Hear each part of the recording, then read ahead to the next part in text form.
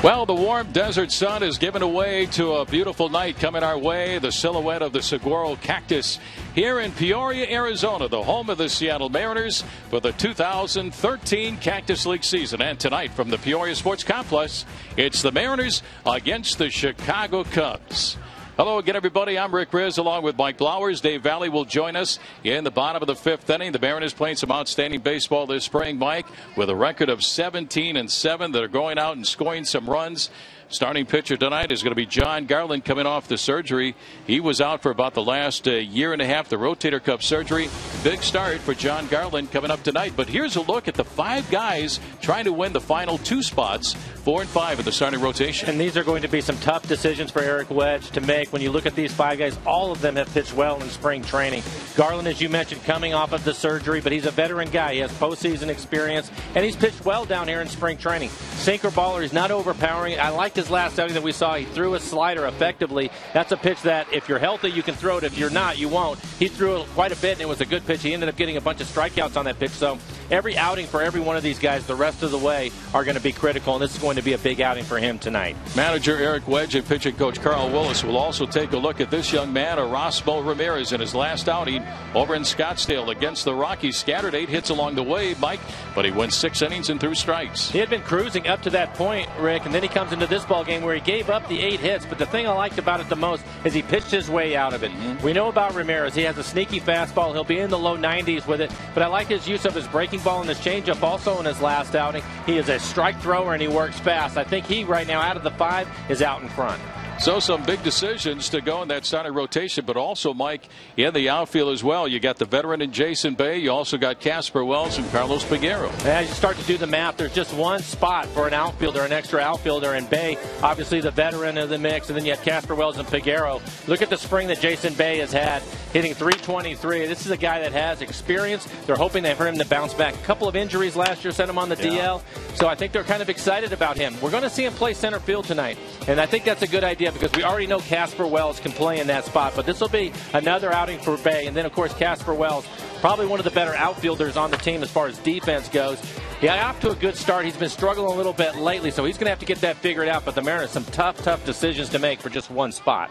Mariners Cactus League baseball tonight as they get ready to take on the Chicago Cubs from the Peoria Sports Complex. What a night out for baseball here in the desert. Fans coming into the ballpark ready for some baseball. And we'll be back and have a look at tonight's starting lineups right after this timeout.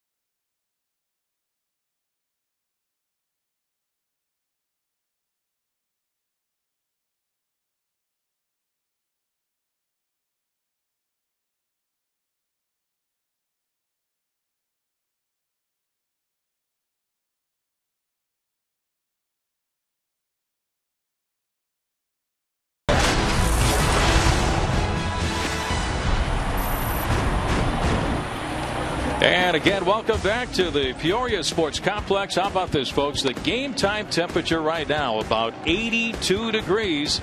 as the Mariners get ready to take on the Chicago Cubs for the first of 2 meetings this Cactus League season. Rick Riz along with Mike Blowers. Blow, let's take a look at tonight's lineups. Thank you, Rick. And for Dale Swain, the manager of the Cubs, De Jesus will lead things off. Then it's former Mariner Luis Valbuena hitting second.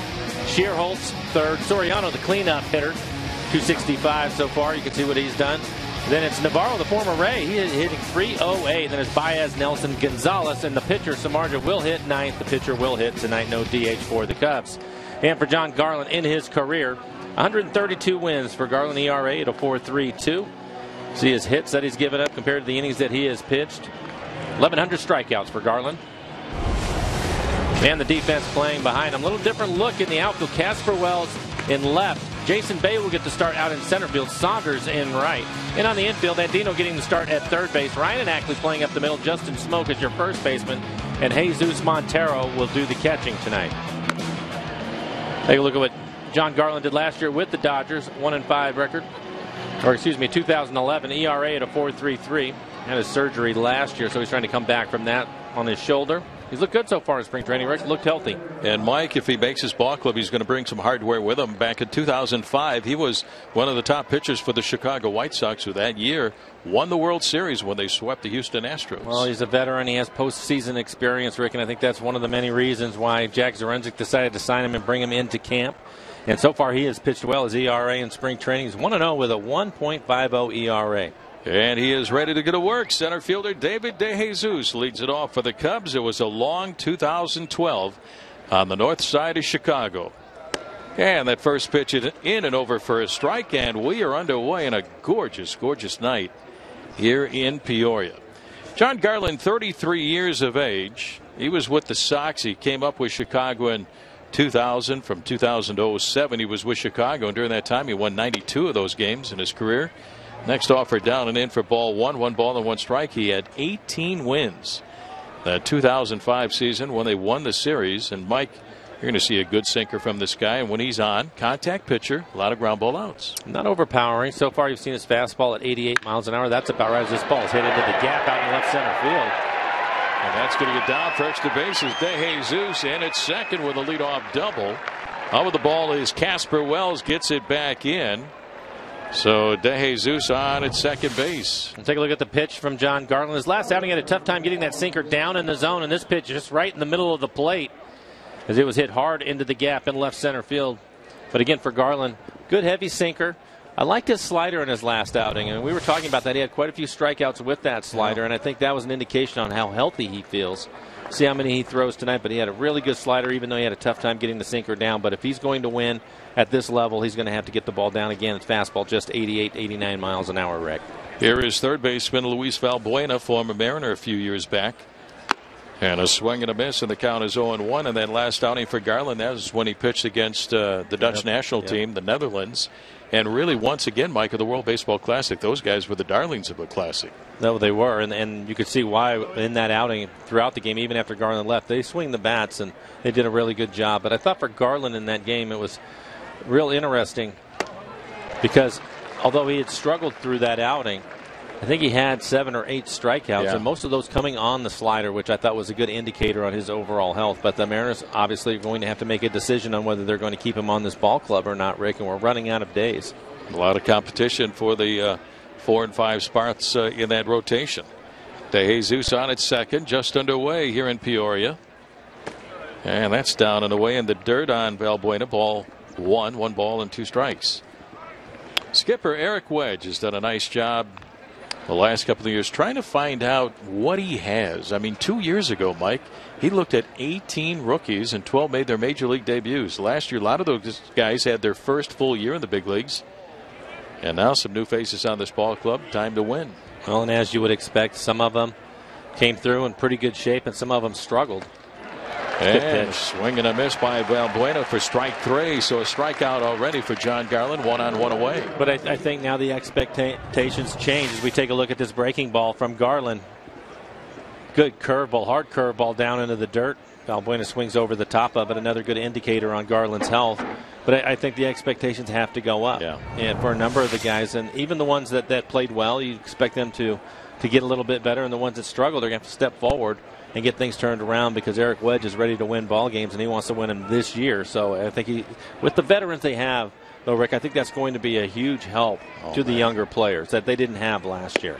Nate Scherholtz, the hitter, the Cubs right fielder. He was a San Francisco Giant and a Philly last year. No, you're right, Mike. And this year you have, guys in the middle of the order, we'll be talking about it all night long, that can do a lot of damage. Well, and that's a really good thing for this club, because we haven't seen that. But I think the other thing.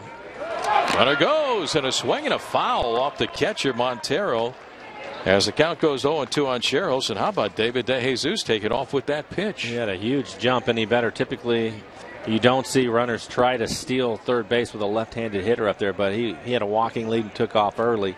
So I think he would have had it if there would have been a swing and a miss, or if he'd have taken that pitch. I think he had third base stolen. But I think the biggest thing is, and we've seen an evidence of that in spring training, is the younger guys talking to the guys that we were talking about, the veteran guys, and watching them on a daily basis. And that is going to be a huge help to them. Garland will look back at DeJesus. And that breaking ball is down and away for ball one on Scherholtz, and the count is now 1-2. And the other day, Mike, I was looking for Raul Ibanez, and he was down at the batting cages off to our right here where the Mariners complex is located. Padres are on the other side. And I saw him. He was coming back with Brad Miller, a young middle infielder. And I didn't want to bother him because he had a great conversation going on with Brad. I heard him say something, in fact, might only get one pitch every at bat inside on Scherholtz ball 2 balls and 2 strikes. So I left him alone because something good was happening right there between the veteran guy and the kid. And we'll see a lot of that this year. And I think with that, and something that we heard Eric Wedge talk about last year, it's one thing for the coaches to do their job and coach and talk to these younger guys, but when they hear it from a peer, a guy that has been through it and is still playing and producing, it means a world of difference to them. And Raul, of course, carries a lot of respect in that clubhouse. Fouled away up the first base side by Scherholtz. But, and the other thing, too, is the spring training this year, offensively, it hasn't. You couldn't pick a better way the spring has gone for these guys. Right. They have really swung the bats up and down the lineup. And I think that's great in spring training. Obviously, when the season starts, they're going to see if they can continue to do that. But I think it's a good indicator for them and for guys to build their confidence up. And we're going to see a couple of them tonight. I think for Justin Smoke and Dustin Ackley, having good springs is important. And they've taken that first step, and now we'll see how the start of the season goes. And then, of course, 162 that they're going to have to fight their way through. Can't take the wins, can't take the numbers into the regular season. But what you can take is that approach, what they're doing. And right now, Mike, the heart of the order, we're talking about Kendrys Morales, Michael Morse. How about Raul Ibanez? Look at these numbers for these three guys. I mean, these guys are a big threat. They are. And again, I think they'll take a lot of the pressure off of the younger guys that felt it last year. And so things have gone well. And my whole thinking on it is I'd rather see them doing what they're doing this spring than not. And again, hopefully it's something where the guys that maybe struggled last year, they're gaining some confidence through this. You still have to go out and do it. It's opening day is going to get here before you know it, and you still have to do it. But it's good for building up some confidence. And this guy right here, Mike Morris, he can hit it as far as anybody. We've seen some long home runs from him this spring. Popped up, shallow left center field, going out the shortstop. Brendan Ryan still going back, and he makes the catch off his right shoulder. Nice play by Ryan, as Wells and Bay were coming in to try to help out. So Scherholtz pops it up. 2 outs for the Cubs here at the top of the first. No score with 1 on. And Brendan Ryan doing the right thing, going back for it.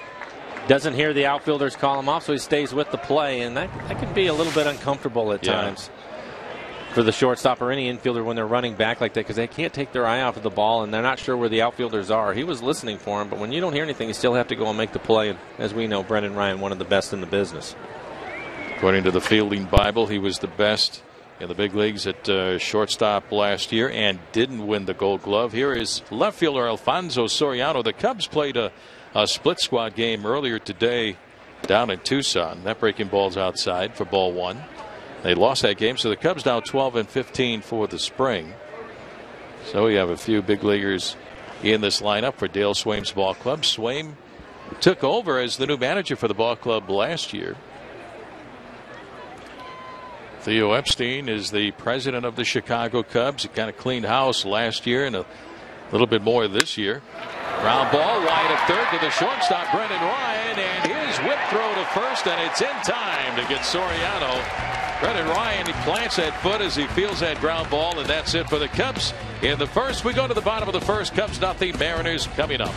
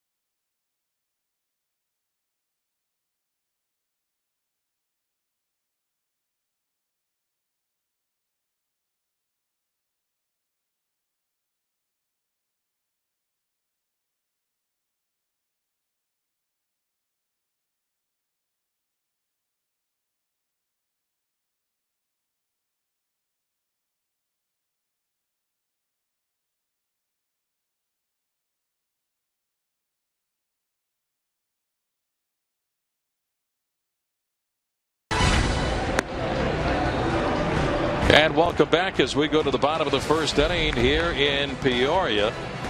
First meeting of the spring between the Mariners and the Chicago Cubs. And now time to take a look at the Mariners lineup tonight, Mike.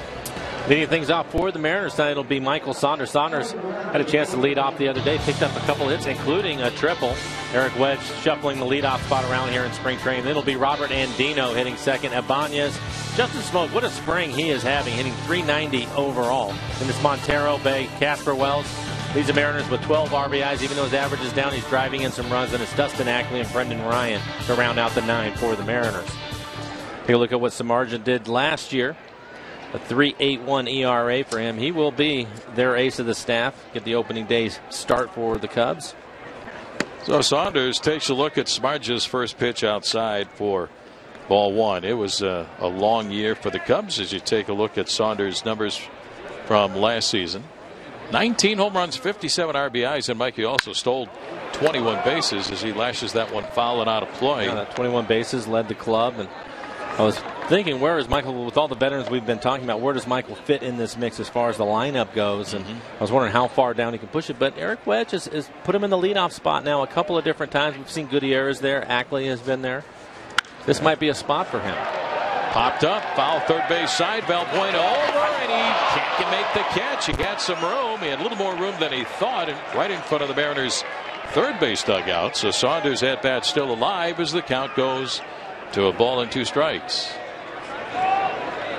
Well, definitely a play that Valbuena should have been able to handle. We'll take a look at the rest of the defense for the Cubs. In the outfield, Soriano on left, De Jesus, the center fielder, Shearholtz out in right. Valbuena is the third baseman. Baez and Gonzalez playing up the middle. Brad Nelson, the first baseman. Tonight, Navarro will do the catching.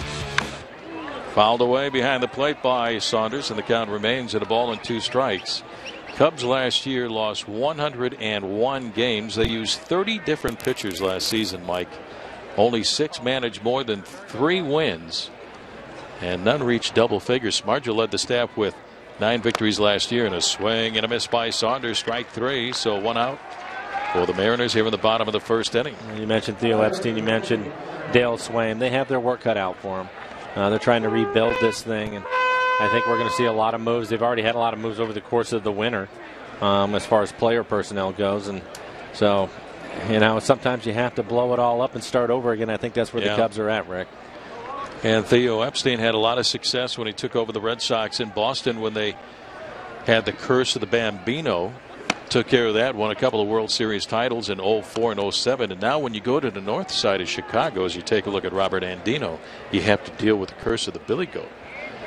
Where the guy from Billy Goat Tavern tried to bring his goat to the first game of the World Series back in 1945. Of course, they wouldn't let him in, and he put a curse on the Cubs. And they haven't been back since the 1945 World Series, which they lost to the Detroit Tigers.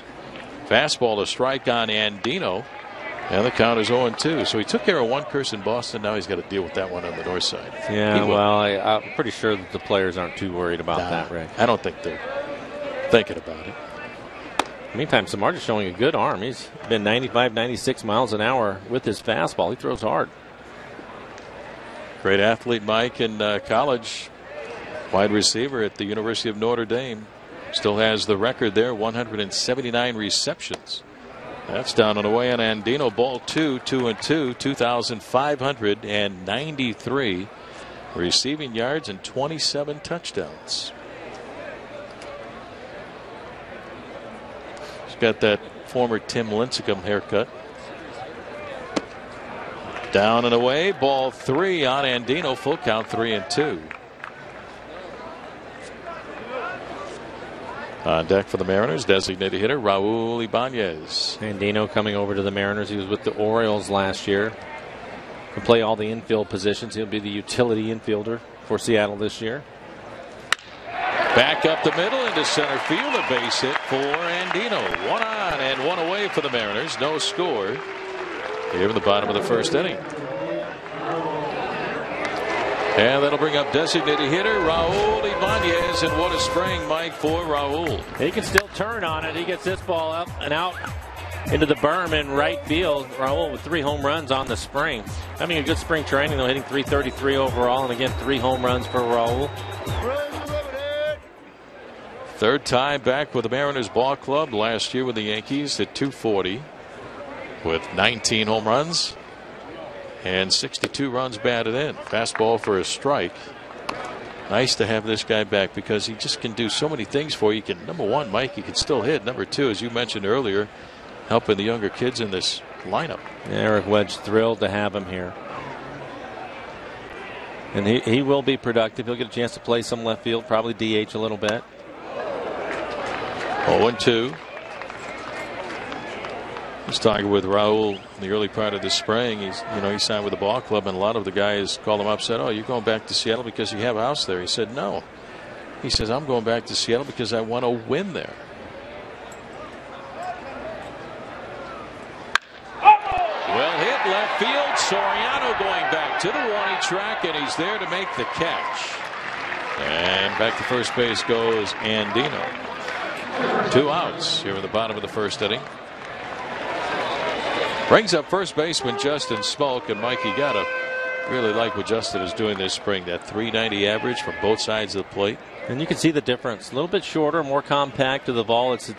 He's done a lot of work over the winter, and it's paid off in spring training. And I think for Justin, you look at his overall numbers in camp, hitting .390, Rick, with 3 home runs. And I think we're going to see a different guy this year. I think we're going to see more consistent player out of him if he can stay where he's at right now. I thought coming into camp it would be important for him to play well. He's done that part of it. He's taken care of that. So the next step is to get off to a good start when the season gets underway. But anytime you can get a switch hitter, Mariners have another one now in Morales, a veteran guy. But if you can have another one in there with some power, you have something. And I think for Justin, it looks like he's starting to put it all together. Makes it tough on the other managers when they try to make pitching changes when you have those switch hitters in there. Up and in on Smoak for ball 1. Justin last year struggled, was sent down to Tacoma where he hit .242. But Mike, when he came back in September, Justin hit .344. And he's picked it up here in spring training, which is good to see. Coming up in the top half of the second, we're going to visit with Mike Morse from the dugout. Up and in a ball snap throw down to first and out at first. Andino, what a throw by Deoner Navarro down to Brad Nelson for the pickoff of Andino, and that will retire the side. What a throw. And we go to the top of the second. Mariners and the Cubs here in Peoria, no score.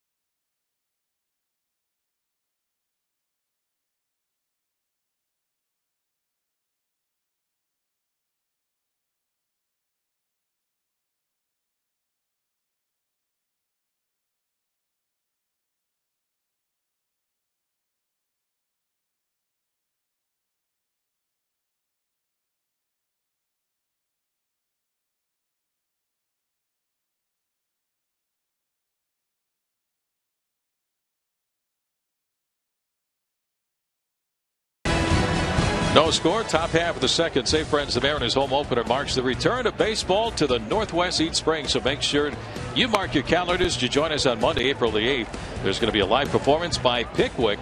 Red carpet introductions and Mariners all-time winningest pitcher Jamie Moyer is going to throw out the ceremonial first pitch.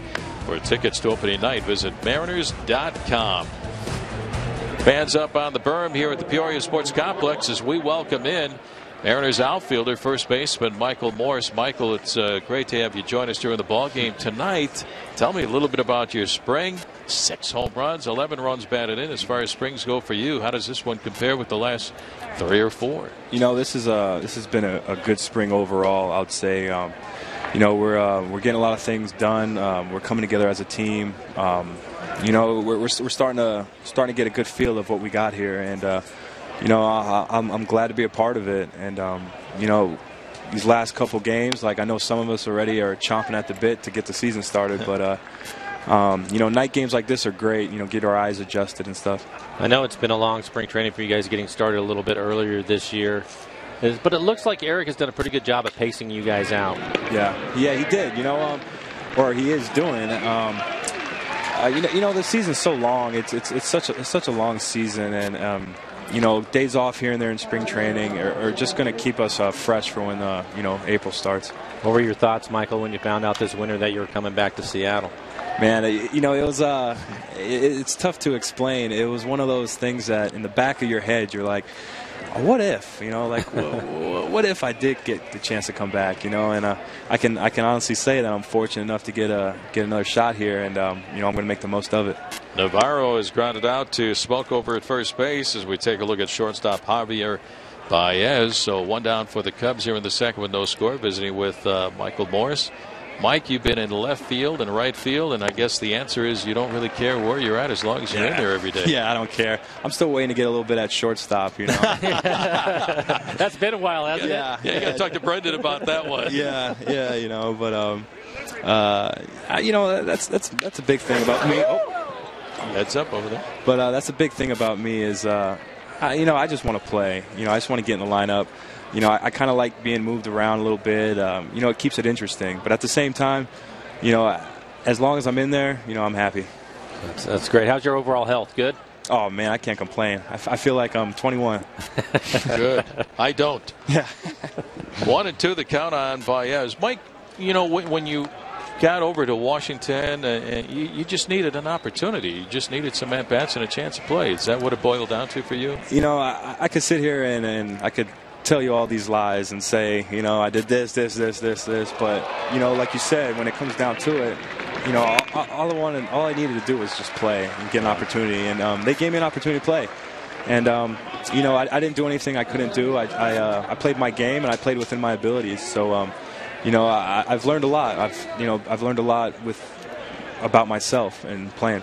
What do you think of the club so far as you guys are getting closer and fewer bodies in the clubhouse now? What do you think about your club and expectations for this year? You know, I'm excited. It's one of those, you know, I think we got a team that, you know, until we get out there and the season starts, you never know what can happen. And, you know, I think there's so many things that this team brings to the table every day that, you know, it gets a guy like me very excited. I'll tell you what, Mike, we're excited to have you in the middle part of this order and in the outfield. Thanks a lot for coming by. Yeah, man. You know what? It's a 1-2-3, bottom half of the second, and here we go to the bottom of the second, no score.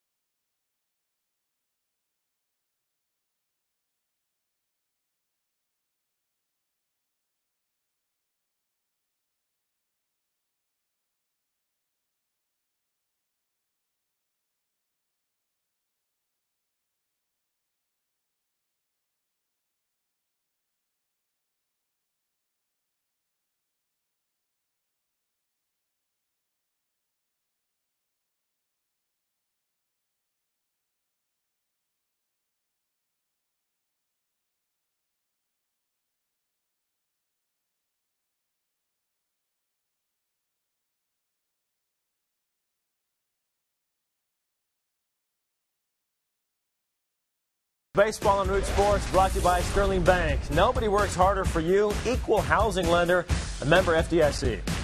And by the Emerald Queen Casino. Get ready to rock out with Kansas May 11th. For tickets, go to emeraldqueen.com. Shot there of the Grand Canyon as we get you back down to the desert in Peoria, guys. All years I've been down there, never been to the Grand Canyon. Well, you got to get out there, Brad. My son and daughter-in-law went a few days ago. Big hole in the ground, and it is a beautiful sight. And your son Nick was standing right on the edge of it. Made me a little bit nervous watching that. Yeah, he stood right on the edge and took a picture and saw his feet. Yeah. Justin Smoke leading off the bottom half of the second. 0-2 the count on Smoke. Jeff Samardzija bounces one ball and 2 strikes. Our thanks to Michael Morris for joining us there in the top half of the second and the top of the third. We're going to visit with Kyle Seager. Samardzija, 28 years of age, big guy, 6'5", 225, 9-13 last year. That was his first year as a starter. Previous 4 years worked out of the bullpen. A little inside on Smoke, ball 2, 2 balls and 2 strikes. From Maryville, Indiana. 2-2. Good breaking ball, swung on and missed. Strike 3, 1 out for the Mariners here in the bottom of the second. Well, now's your chance to ask the booth anything you want. Tweet your questions to @RootSports_Northwest, and we'll answer some of them later on in the ball game. All these folks up there on the berm getting ready to ask the booth. They're just enjoying some good weather. Game time temperature, Mike, 82. Catcher Jesus Montero with a strike 0-1 back home in Seattle. Understand it's 43, and your lovely wife Nicole said they had a little snow. A little bit of snow this morning, yeah. Wow. About a month ago we had snow here. Yeah.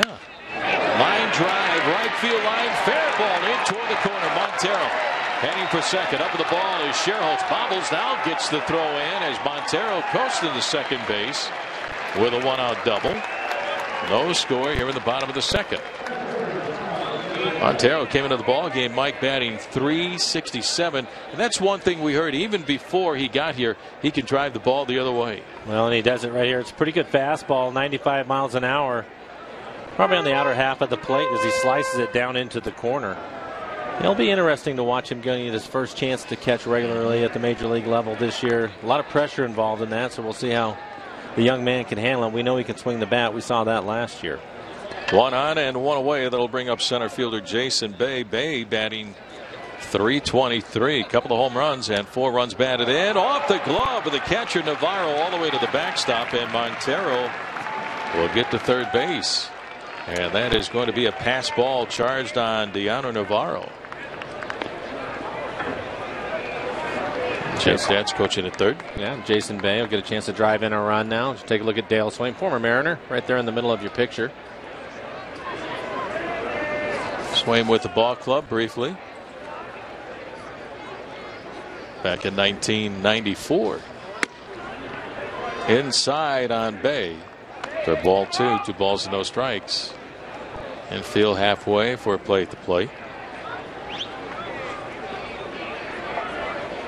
Bay with the Mets last year hit .165, 8 home runs, 20 RBIs, but he was hurt last year. Had the sore ribs. Line drive, left center field, and is down for a base hit. Here comes Montero on to score. The Mariners have a 1-0 lead. RBI single for Jason Bay, his 5th RBI this Cactus League season.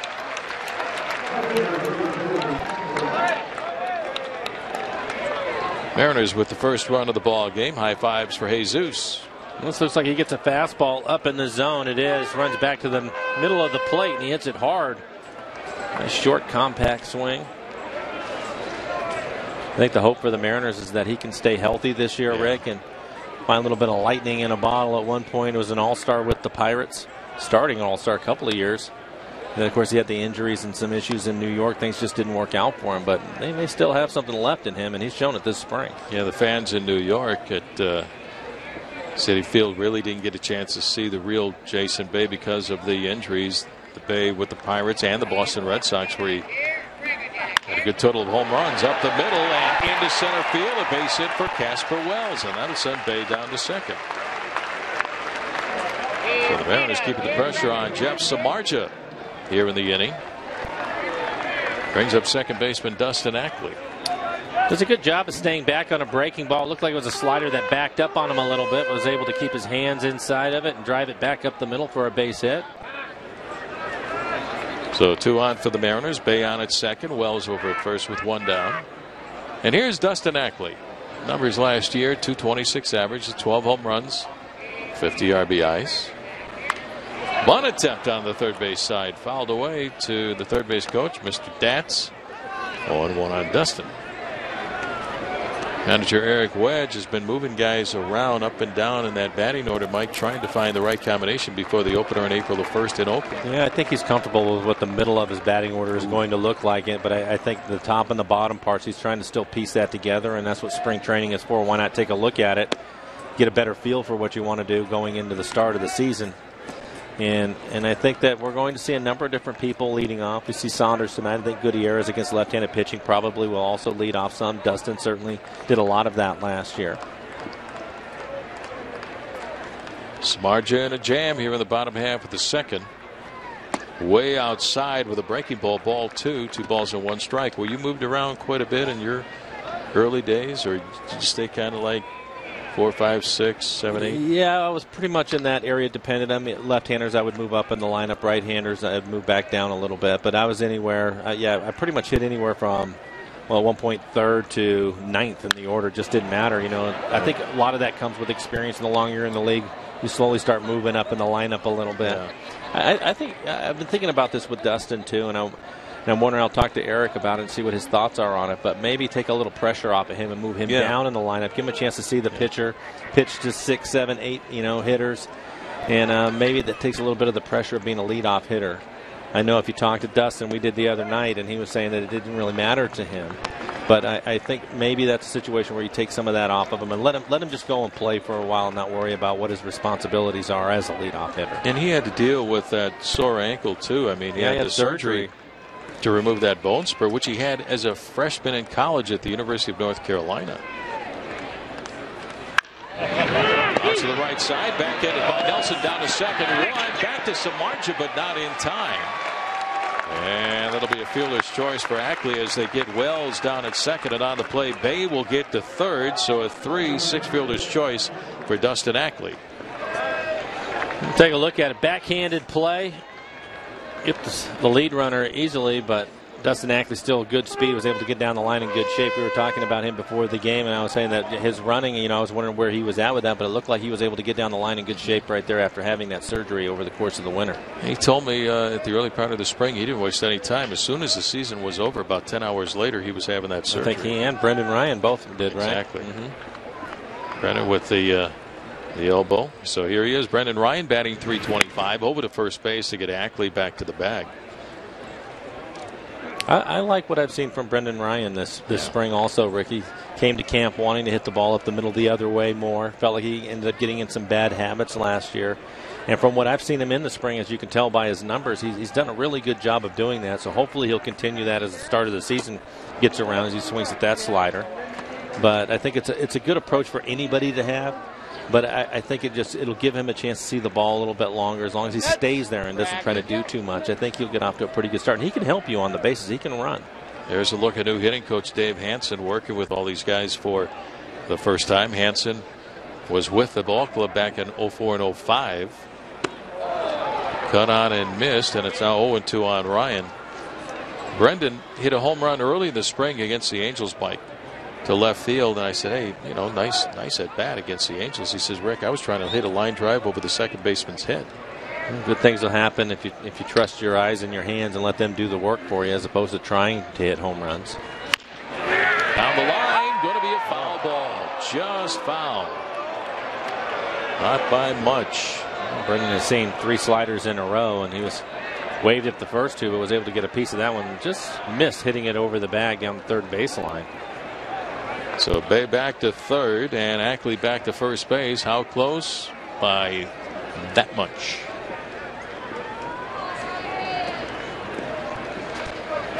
Doing my Get Smart impersonation. That's going back a few years. That's pretty good. That was pretty good. By that much.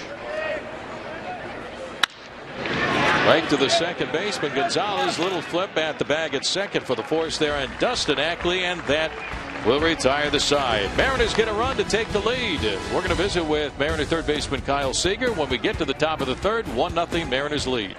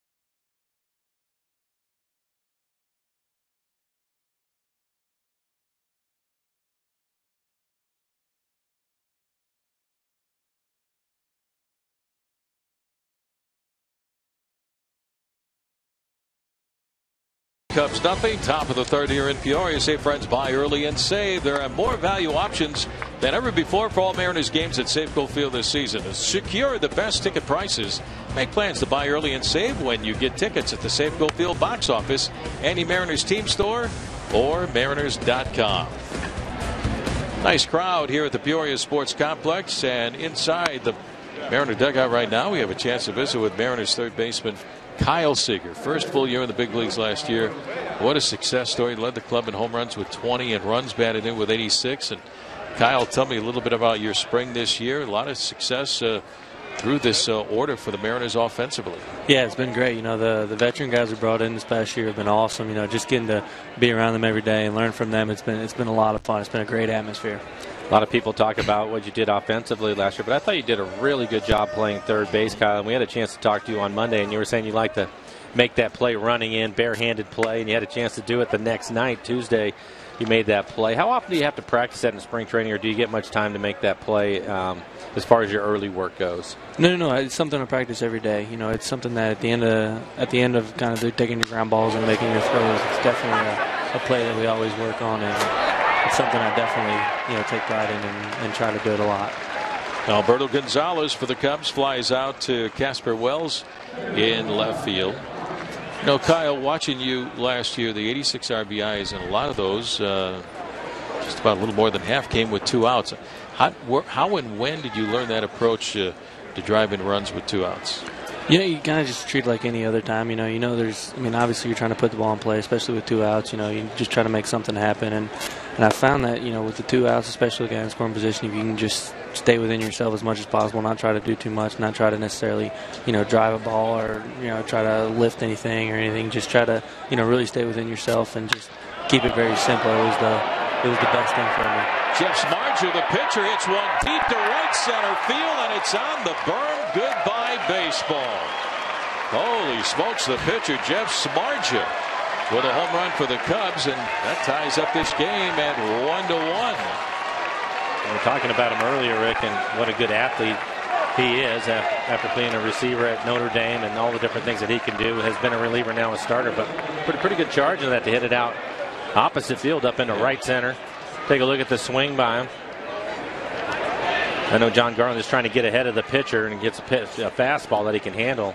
Was able to find the barrel to it, and out of the ballpark it goes. So the Cubbies with their first run of the night on the home run by Smargent. Here's David DeJesus as we visit with Kyle Seager. Kyle, you had a treat earlier this spring when the Mariners played the Los Angeles Dodgers. A chance to see your younger brother Corey. There's a smile on your face. First round draft pick last year. What was that like to see your younger brother this spring? Yeah, that was really cool. You know, it's something we talked about, you know, this whole offseason, working out together, that, you know, we hopefully he'd be at the same game at the same time as me. And, you know, he's doing really well over there. And, you know, he's definitely he's doing what he needs to be doing, and he's doing a great job. And it was awesome just to, you know, see him in that uniform is a lot different than, you know, seeing him when you're working out together. So to get to see him in the Dodger uniform was pretty cool for me. You got another brother on the way, too, don't you? Yeah, I got Justin, our middle brother, is a junior at UNC Charlotte, and he's doing really well this year, too. So hopefully he'll be out here, you know, next year so we can take a picture of the three of us. That would be pretty cool, I would have to say. Yeah, it'd be real cool. Yeah. You know, we've been talking about the lineup tonight and all the new additions that you guys have and some veteran guys that look like they're going to hit in the middle of the lineup. Kyle, last year you hit third quite a bit for the club, and you did real well doing that, but do you care where you're at and in the lineup and how it all breaks down for you personally? No, as long as I just like to hit, you know, so whenever I can get in the lineup, that's great for me. But, I mean, the way the lineup is, you know, kind of going to shake up and everything, it looks like, I mean, it's going to be really good from top to bottom. So I think any position you're in, you know, anywhere in the lineup you're going to get plenty of opportunities to, you know, knock guys in or whatever the case is. So I mean, it's definitely a lot different feel with our lineup this year. What's spring training like for you this year with the full year under your belt last year? I mean, just a couple of years ago, you were at High Desert, and you led the minor leagues with 192 hits, and now here you are, you're really getting on a roll. Yeah, you know, it's different, you know, just you know, getting last year and you knowing what to expect and, you know, knowing the full year kind of takes on your body and what you need to do to get yourself ready. It's a little bit of a different feel, but, you know, at the same time, you know, it's there's so much, you know, we're really working for something here. So it's not just, we're just out here getting ready. We're trying hard. And a toss down to second base, and it's in time to get David DeJesus. Jesus Montero. Nice throw by Montero to get DeJesus, and there's 2 outs for the Cubs now here in the top of the third. And for Montero, quick feed on this one. He came out of the chute in good shape. Did you take a look at him? That's a tough pitch. That pitch down in the dirt, but he was able to pick it cleanly and then throws it right on the money. Nice strong throw by Jesus. Cut down the runner. Wasn't even close. Valbuena, the hitter, and the count is even on Luis at 1-1, and there's a swing and a miss. 1 ball and 2 strikes. And Kyle, what do you think about the changes on this ball club and the middle of the order? And you guys now with that year under your belts, I think you guys can surprise a lot of people this year. I think we are for sure. You know, I think it's definitely going to surprise some people. You know, I think we're looking pretty good. You know, we feel really good about each other and we feel really good about our chances. So we got a lot of excitement going into this year. We're just really excited to get going. Kyle, thanks for stopping by, buddy. No problem. Appreciate it. Thanks for having me. Mariner third baseman Kyle Seager. Cubs a run. The pitcher Smargent with a home run to tie it up. We go to the bottom of the third. Mariners 1. The Cubs 1. The Emerald Queen.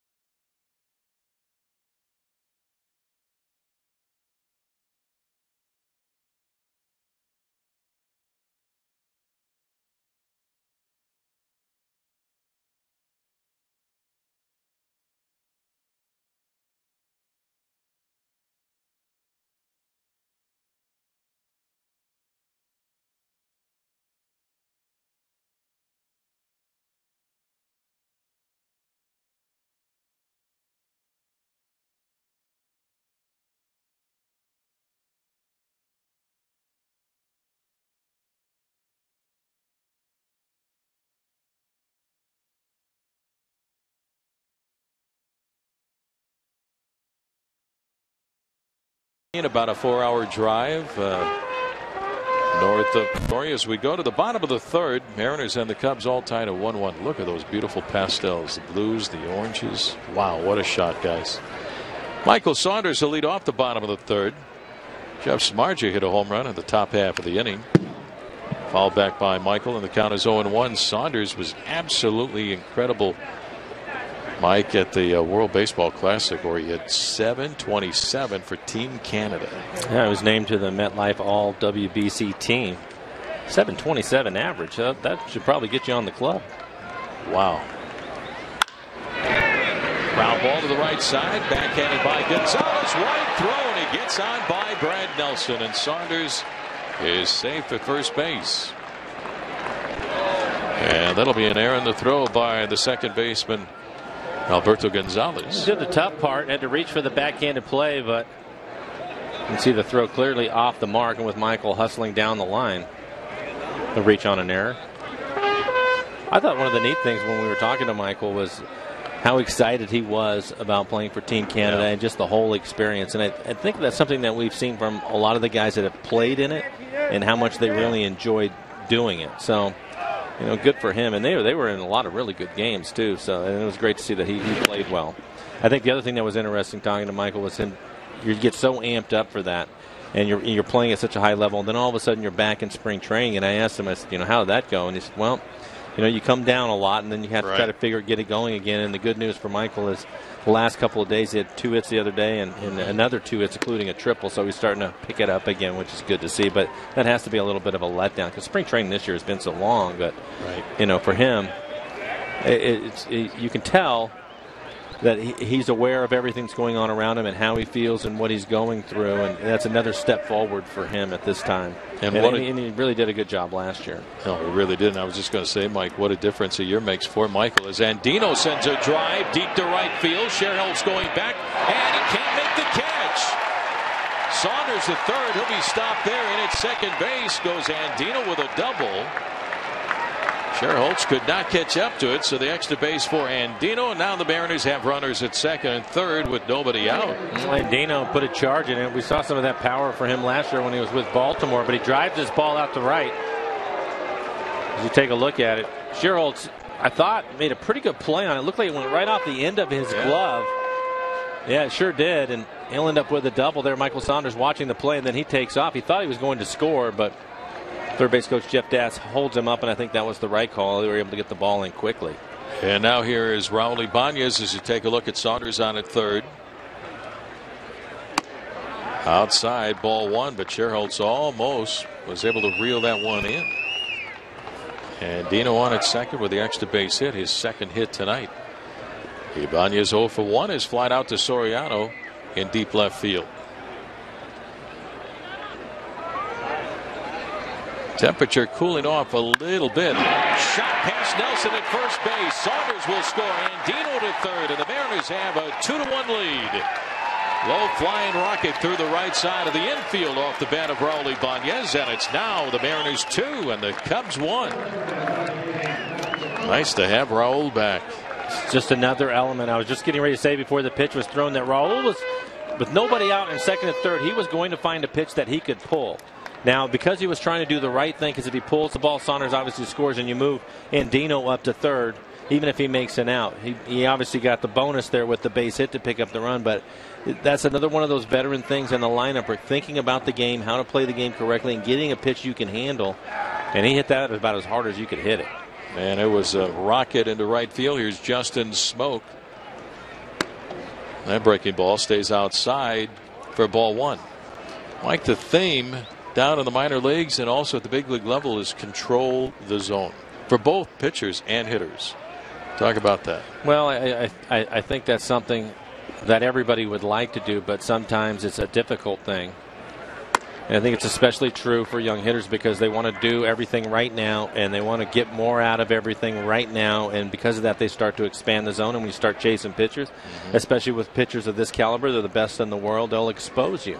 And so I think if you're a young hitter and you can talk about that, and then practice it. You know, we were just talking to Kyle Seager. I thought Kyle did a really good job of that last year. It didn't mean he didn't chase pitches out of the zone. Everybody is going to do that. But if you can consistently try to get that pitcher to give you a pitch to hit on the plate, you'll have more success. Get that one pitch and do something with it. Ted Williams in his book, get a good ball to hit. That's what he talks about all the time. And he was a pretty good hitter. Yeah, not too shabby. Not too shabby. But I think sometimes just the anxiety of the game in your youth, it's hard to get in there. And Dave Hansen, also one of the best pinch hitters that I've ever seen, does a really good job of that. Line drive, left center field, but Soriano is there, and he makes the catch. That ball stayed in the bank of lights. Tagging at third and scoring is Andino. And the Mariners now have a 3-1 lead over the Cubs. Good at bat. Wow. And we've seen that consistently from him throughout spring training, hitting the ball hard. Again, hitting .390 coming into camp. That was a frozen rope out to left field. It looked like Soriano almost misplayed it. Take a look at this swing by Justin Smoak. Gets a good pitch to hit a fastball out over the plate, what we were just talking about. Doesn't try to pull it. Doesn't try to do too much, Rick. Goes with the pitch and hits it hard out to left center. And he jumped on a 3-0 pitch. Why not? To drive it the other way. The manager's going to give you the green light. You know you're going to get a fastball. If it's a fastball in the strike zone, which it was, turn it loose. Picks up an RBI. The Mariners now with a 3-1 lead. Jesus Montero takes a look at ball one. He doubled the other way into right field. First time up in the second. But I tell you what, Mike, the offense has been so impressive this swing. Just about everybody, contributing something in this offense. Oh, I would agree. A lot. I think at the start of the game, the Mariners had something like 12 guys hitting 300 or better for spring. It's been fun to watch.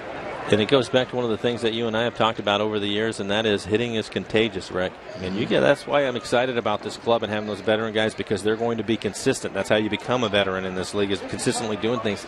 And that'll just spread itself out through the lineup.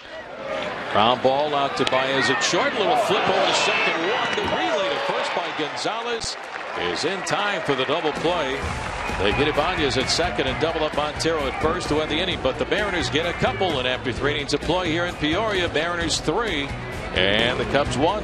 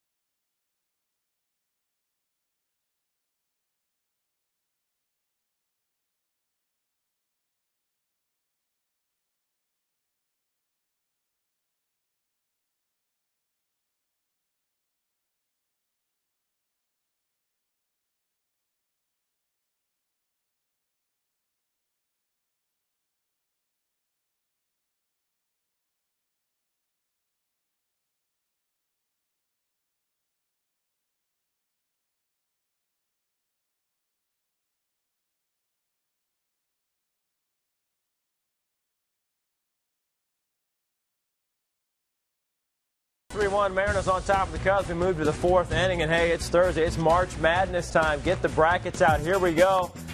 Battle in Utah. Number 1 Gonzaga, number 16 Southern. Midway through the second half, Kelly Olynyk extends the Bulldogs' lead to 11. A nice layup. Olynyk came alive in the second half. He had 21 points, but the Jaguars fight back, led by Derek Beltran. Closes out a Southern 15-4 run. Nice J. Ties the game at 56. Bulldogs came up big with a couple of threes, though. First, Gary Bell. And then watch this one in the corner. Kevin Pangos, a deep three. Number 1 Gonzaga squeaks by number 16 Jaguars, 64-58. Only to face Wichita State this Saturday. Boy, it was close, guys. A 16 has never beaten a 1. And luckily, Gonzaga prevailed today. Yeah, it was kind of close. Gonzaga comes away with that win over Southern.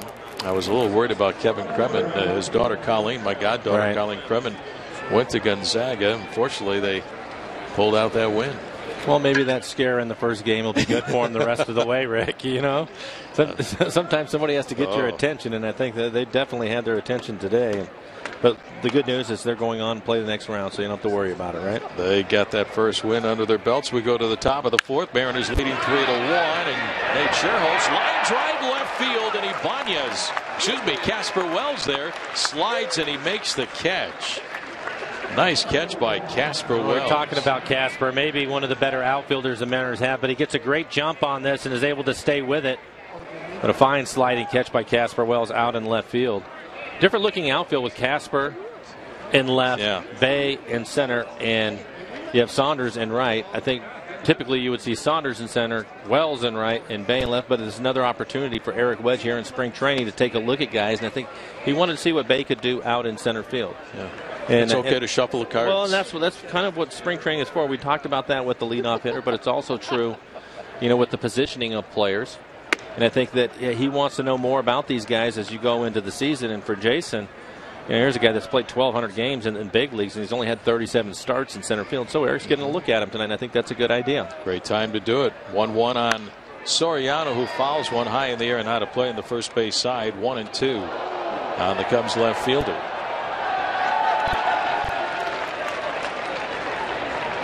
On deck is catcher Deanna Navarro. Mariners 17 wins this spring. They're 17-7. We spent a lot of time talking about the offense for good reason. 45 home runs will have you doing that. But I think the thing that's been impressive to me since I've been down here is the pitching. The pitching, they've really done a good job. The bullpen has been almost unhittable, but all the starters have really pitched well, which was the strength of this club last year. Their pitching and their defense was a strength, so it looks like that's not going to go anywhere. Well hit ball left field. Wells going back, looking up, and this one is gone. Goodbye baseball. Into the Mariner bullpen, Alfonso Soriano with his 4th home run of the Cactus League season. 2nd home run of the night for the Cubs. Samardzija, the pitcher, hit one last inning in the top of the 3rd, and it's now the Mariners 3 and the Cubs 2. Well, the difference, I think, is for Samardzija, the pitcher, Garland was just going right at him, trying to get ahead of him.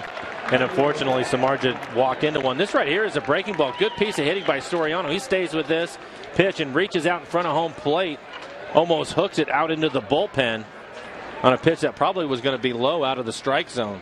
So I think you have to give Soriano some credit on that.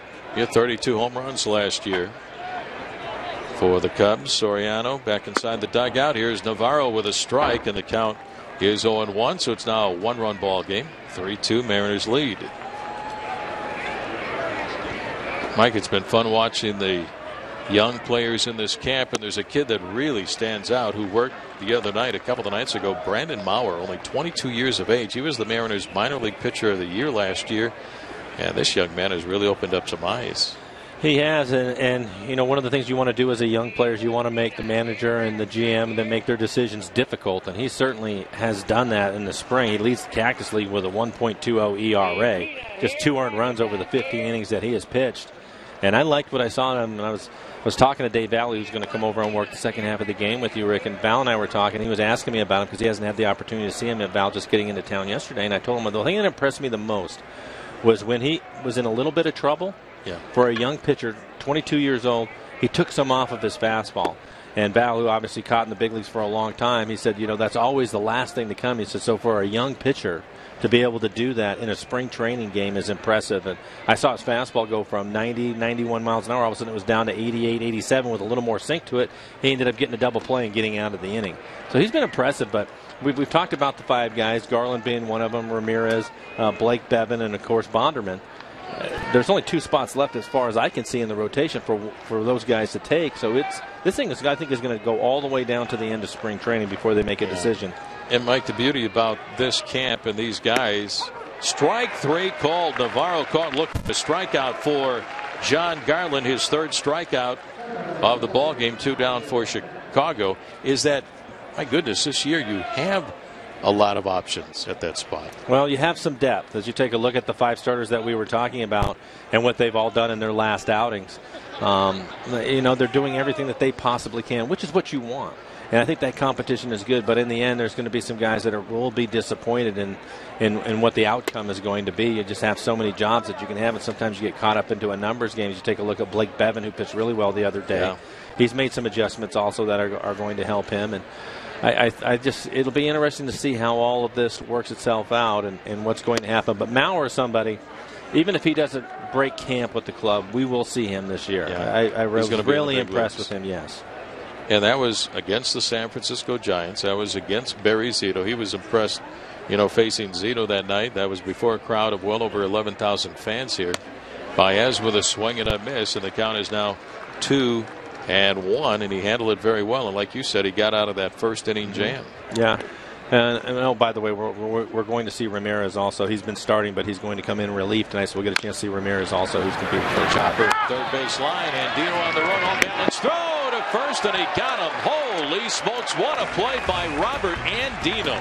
Had to come in a hurry. Great play, and that'll end the inning, but the Cubs get a run on the home run by Soriano. We head to the bottom of the fourth. Mariners 3, Cubs 2.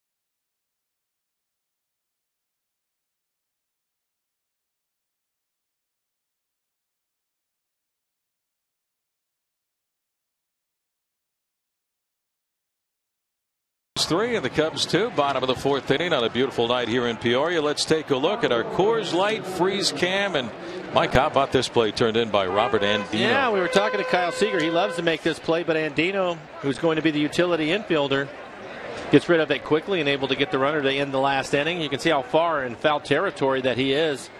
Well, that was a fine play by Andino. Jason Bay rips one into the gap in left center field. Soriano over to cut it off. The throw to second. Bay heading for second. It's cut off. Short relay, and it's in time to get Bay. Soriano to Baez, on to Gonzalez. Jason trying to stretch that hit into a double. Is out at second base, one down. Well, the most important thing is the way that he's swinging the bat. He's hit the ball hard twice tonight. This one looked like it was going to get through the gap, but Soriano was able to cut it off, and Jason pushing the issue. A good relay, and they're able to just get him at second. I think he thought he was safe, but good hustle. I like the way he's been swinging it over the last week and a half. And here is Casper Wells. Take a look at Bay. That quick swing, and that ball was out to left center field. Trying to get into second, and down with a tag, Gonzalez for the out. But you got to like being aggressive in the early part of the spring, push the envelope a little bit. I think if you go down and you talk to Eric Wedge about it, he doesn't have a problem with that at all. I think he wants them to push the issue and make him make a play. Give him credit. They made the play in that situation, but more times than not, he's probably going to be safe. And you have to trust Jason's judgment, too. Yeah. He knew it was going to be a close play, but he thought it was worth the gamble. It didn't work out. Hey, that's okay. That's okay.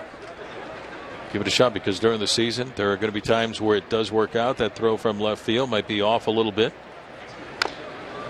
Fouled away behind the plate, 1 and 2. And Mike, we talked about the home runs this spring. Yeah. And the RBIs. But, I also see this club doing some little things as well. Little hit and run, putting the game in motion. And Eric is going to have a chance to manage this club a lot more than the last 2 years. Yeah, I think we'll see that. I think with the guys in the middle of the lineup, he's just going to turn them loose and let them do their thing. But I think, again, at the very top of the order and the bottom, especially the bottom part of the order, I think he's going to be able to do a lot of that. You have some speed, you may as well take advantage of that. Ackley and Ryan now. Yeah, and so your hope is that those guys on base percentage-wise get on more often so you can create some more problems because they can both run. And then what happens is there is strike 3 called on Casper, so 2 outs for the Mariners here in the bottom of the 4th inning. But look what the Mariners have done offensively with the long ball. Here's the keys to spring training. 45 home runs, and that leads the major leagues at spring training, Mike. Well, Mariner record, I believe, is 51, so they have a really good chance of breaking that. They had 28 last spring. Yeah, so it's been a huge difference for them. And when you look at the home runs, Morris was 6, leading the Cactus League, and then you have Morales right behind him with 5. Well, that's kind of what you wanted to see, right? And from those guys. From those guys that were brought in to help this offense that has struggled the last few years. And, hopefully we'll see a lot of that during the season this year. Home runs in 23 of their 24 games. Dustin Ackley, safe for the fielder's choice back in the 2nd. Jeff Smarja delivers, misses. 2-1. Cracker Jack. Want some Cracker Jacks, Mike? Sounds pretty good right about now. A little snack. When my dad took me out to Old Comiskey Park on the south side of Chicago to watch the White Sox, my favorite thing was that chocolate malted ice cream with the wooden spoon. Cup with the wooden spoon. Oh yeah. Oh, I wish I had one right now. That was my favorite thing. 82 degrees at the start of the game tonight. That would be pretty good. I remember that. Oh my goodness. With that wooden spoon. 3-1. Hard hit ground ball.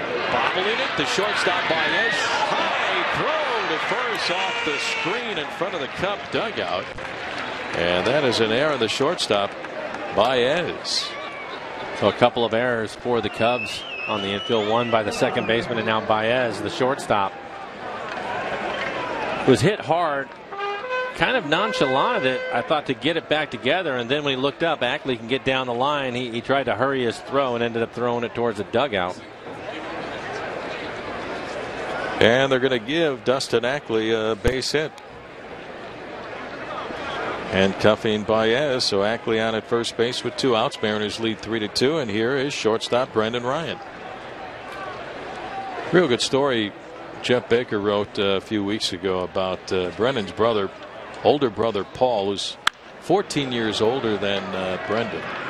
And Brendan's father passed away when he was only 11 years of age, so Paul, being the older brother, had a chance to watch Brendan a lot of games in Little League and high school. And he said, my brother Paul knows my swing as well as anybody. And during the off season, they were big Clippers fans, Los Angeles Clippers fans, loved the NBA and basketball. And he said, on one visit to watch the Clippers play, they were talking about hitting, and Paul had to stop the car, pull off the side of the road to show Brendan what he was talking about. He says, you're just doing too much at home plate. There's a lot going on. You need to simplify it. And I said, really, that one time? And Brendan said, actually, he did it a couple of times. That's a good brother. Outstanding. Yeah. I think for Brendan, he wants to do so well, and he tries a little bit too hard at times. And he was trying everything last year. And so many times, Rick, everybody goes through it. And you have to be able to take a step back and not worry about the video so much, all the extra, and just get back to Little League. See the ball, hit it, and run. Your dad told you that. My dad, every year he would tell me that, because at the end of April, as you know from watching me all those years, that typically that's about the time I would get to it. But Brendan's a little bit different too, because he's a hyper guy, and he wants things to happen right now, and he wants to win badly. Yeah. And I think at times last year he became his own worst enemy, and I know from talking to him at times last year, you could feel that, and I think that approach is making it simpler. Yeah. Would help him, because he has some ability, and he has hit. When he was with the Cardinals, he had hit 3 years ago. He hit 292. Yeah, in 146 games. Right, it wasn't just a small sample size. So he knows he can do it. It's just getting back to those basic fundamentals, and I'm glad that he was able to talk to his brother, because his brother's watched him his whole life. Yeah. So why not? I used to do the same thing. I had a great hitting coach in Lee Elia. You know how I feel about Lee. I love him. But I would always end up eventually talking to my dad on the phone. And it was pretty much the same sort of conversation, just kind of simplifying things. And sometimes you have to get back to that. Fouled back by Ryan. Where was your dad when I was trying to make the team at Southern Illinois? Well, Rick, couldn't help me. I had no shot. You have to have some talent to work with, buddy. You're one of the best in the business at this, and I think that was a good choice. I was waiting for you to say that. See the ball, hit the ball. Hey, there's a future major leaguer right there. He's got his glove ready to go, sitting on top of his dead shoulders. Her older brother. Popped up. Shallow right center field. Coming in, De Jesus. He's there, and he makes a catch. And that will retire the side. And after 4 innings of play, and a beautiful night here in Peoria, Arizona. Nice crowd. Mariners leading the Cubs.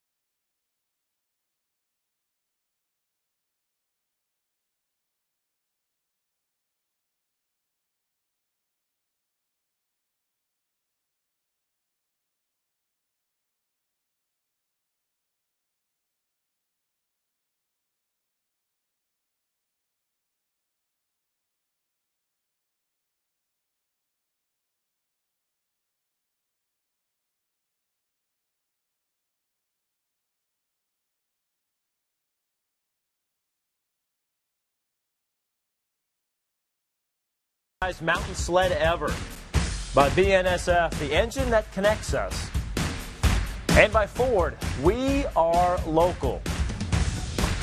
Again, a local shot there in Peoria.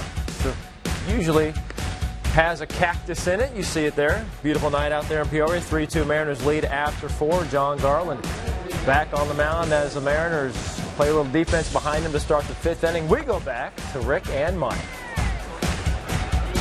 All right, Brad, thank you very much. The late, great Dave Niehaus with a shot like that would say, oh, the master painter has come up with a beauty tonight. Dave Niehaus, one of the all-time greats. We go to the top of the 5th inning with the Mariners leading the Cubs 3-2. And John Garland delivers a strike on Brad Nelson. Take a look at our CenturyLink high-speed pitch. Samardzija again topping out at 95. Garland right about where he usually is, in that 89 to 87 mile an hour range. High fly ball, left center field. Casper Wells backing up, and he's there to make the catch. And there's one out for the Cubs here in the 5th. Well, friends, Mariners 6-game flex packs are now on sale. Customize your own pack to see the biggest games this year, including opening night and series against these Cubs, Yankees, and Red Sox. Packs start as low as $48, so pick up yours now. Only at mariners.com/flex. Mariners will open up the season April the 1st in Oakland. Then we go to Chicago. And then the home opener will be on Monday night, April the 8th against, how about this, the Houston Astros. The Astros come over to the American League for the first time since they were born back in 1962, known as the Houston Colt 45s. What are your thoughts about that, Rick? I'm not real crazy about it. Really? Yeah. Why? I don't know. I think it's just a lot of change right now. Now you have 15 and 15. You're going to have an interleague matchup every day. Alberto Gonzalez is the hitter. I'll get used to it, but I think it's too big a change. 16 and 14, you had, I think, an easier time making a schedule. But it's going to be interesting. Now you have the 2 wild card teams, and that started last year. But, Houston was in the National League all those years. Now it happened in, 1998 when the Brewers went from the American League to the National League. But as all the changes in baseball, it will work out. Yeah, I think I like it. Ball 4 on Gonzalez, so he's on at first base. So 1 on and 1 away. And the Mariners will see the Chicago Cubs in Seattle June the 28th. Fireworks night, June the 29th. Turn back the clock day. That'll be fun. And then Youth Baseball Day. All the kids out to the ballpark. Day baseball on June the 30th. So that's a look at the Mariners calendar, brought to you by Sleep Country USA. 1 on and 1 away. And here again, the pitcher Samardzija tries to bunt. 1 hopper back toward the mound, making a 2 hopper, barehanded by Garland. His throw to first, and it's in time to get Samardzija as he sacrifices Gonzalez down to second base. Samardzija back in the 3rd inning, hit a home run to right center field.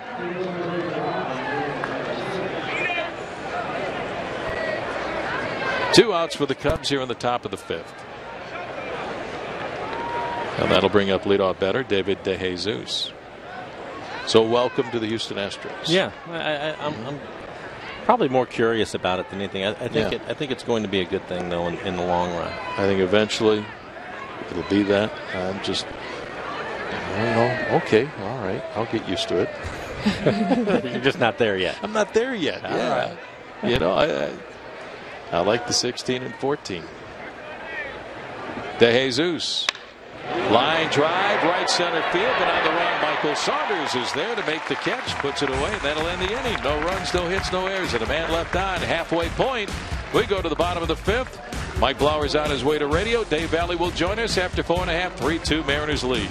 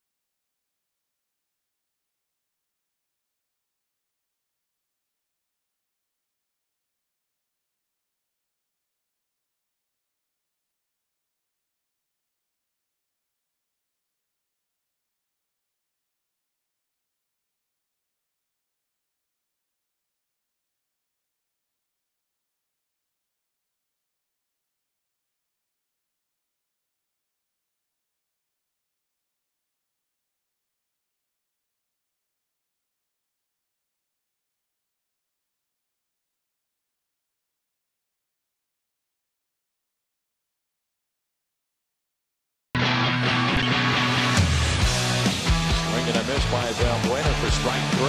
Vernon Ryan makes the catch off his right shoulder. Here comes Montero on the score.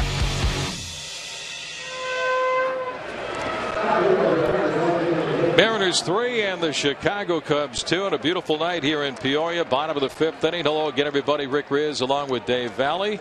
And Val, the Mariners bunching up a lot of base hits tonight behind the pitching of John Garland. Well, they have been. And what I've liked to see is the veterans, Jason Bay and Raul Ibanez, coming up big when it counted for the Mariners. Yeah. A lot of big hits. Giving Mr. Garland a little bit of breathing room. Michael Saunders leading things off. He was safe in an air by Gonzalez. In the bottom of the 3rd, he scored one of the 2 runs that inning along with Robert Andino. Jeff Samardzija bounces that breaking ball. Ball 1, 1 ball, and 1 strike. Samardzija, 9-game winner last year, led the Cubs in wins. His first year as a starter. You don't often see those relievers come in, make that transition into that starting rotation and actually lead the staff. Not that that's a lot to say for the Chicago Cubs last year. They really struggled from a pitching standpoint. They had over 30 pitchers in the rotation throughout the year. And 14 of those guys, Val, had an ERA of over 5. Saunders, a swing and a miss, strike 3. 1 out for the Mariners here in the bottom of the 5th inning. Then a strikeout number 4 for Jeff Samardzija. Friends, this copyrighted telecast presented by authority of the Seattle Mariners. It may not be reproduced or retransmitted in any form, and the accounts and descriptions of this game may not be disseminated without the expressed written consent of the Seattle Mariners. Folks up there in the berm, Val, I mean, what a sight here at spring training to see a crowd like this and enjoy baseball during the Cactus League season. Robert Andino, cut and a miss, 0-1. I don't know if there's a better scene than what we're seeing here tonight. 82 degrees. It's beautiful baseball weather. Folks out there enjoying themselves. It wasn't always like this in spring training. No. Chopper, third base side, foul. And it's 0-2 on Andino. You remember the days back over in Tempe? I sure do. Those silver seats. Very, very rarely were they ever covered by people. But it's great to see so many folks making the trek down here from the Northwest to support the Seattle Mariners in their spring training home. And a swing and a miss, strike 3. So back-to-back strikeouts for Samardzija here in the bottom of the 5th inning. I just got word from Curtis Wilson down in the truck bell that the total spring attendance for the Mariners back in 1981 was just over 12,000 fans. I remember. There's probably how many here tonight? Oh, 11,000. 11. Yeah. Yeah. I remember some empty games. Oh man. Kevin Kremen and I got to the Mariners in 1983. You were on your way to the big leagues. This is designated hitter Raul Ibanez, and he takes inside ball 1. I remember that first spring. Bill Caudle was on that ball club, and then we had Pat Putnam, Kenny Phelps. There'd be maybe 300-400 fans out there. My first spring training down here in Tempe was in 1979 with the big league ball club. Had Julio Cruz at second base, Todd Cruz at shortstop. Richie Zisk was on the ball club. Yes, he was. Jeesh, Pat Putnam, Rick Sweet, Bud Bulling, the catchers. But I actually roomed with Bud Bulling. I was only 18 years old. Bud was kind enough to take me under his wing and teach me a little bit about what it was like to be in big league camp. Yeah. Playing against Reggie Jack. I mean, for me as a kid, I was 18 years old and I was playing, and Dick Williams let me, Darren Johnson allowed me to play in some games, which was pretty big thrill. 2-1 to Raul. Check swing, but he went, and the count goes to 2-2. Just love the fact that the Mariners signed this guy this off season. A true professional, a guy that's going to add so much to this ball club, both from his professional approach to the game, his ability to really relate his experiences and his wisdom and knowledge to the younger players, the Kyle Seagers and the Michael Saunders and the Dustin Ackleys. But this is a guy who's also won. He's played in Philadelphia after he left Seattle, the New York Yankees. He knows how to win. And you know what? When he's talking to the younger players, it's almost like you can hear the voice of Edgar Martinez, because all those years when Raul was here before he took off to Kansas City, it was Edgar Martinez he was listening to. Swing and a miss by Ibanez for strike 3 as Samardzija strikes out the side here in the bottom of the 5th inning after 5 innings of play here in Peoria. Mariners 3 and the Cubs 2.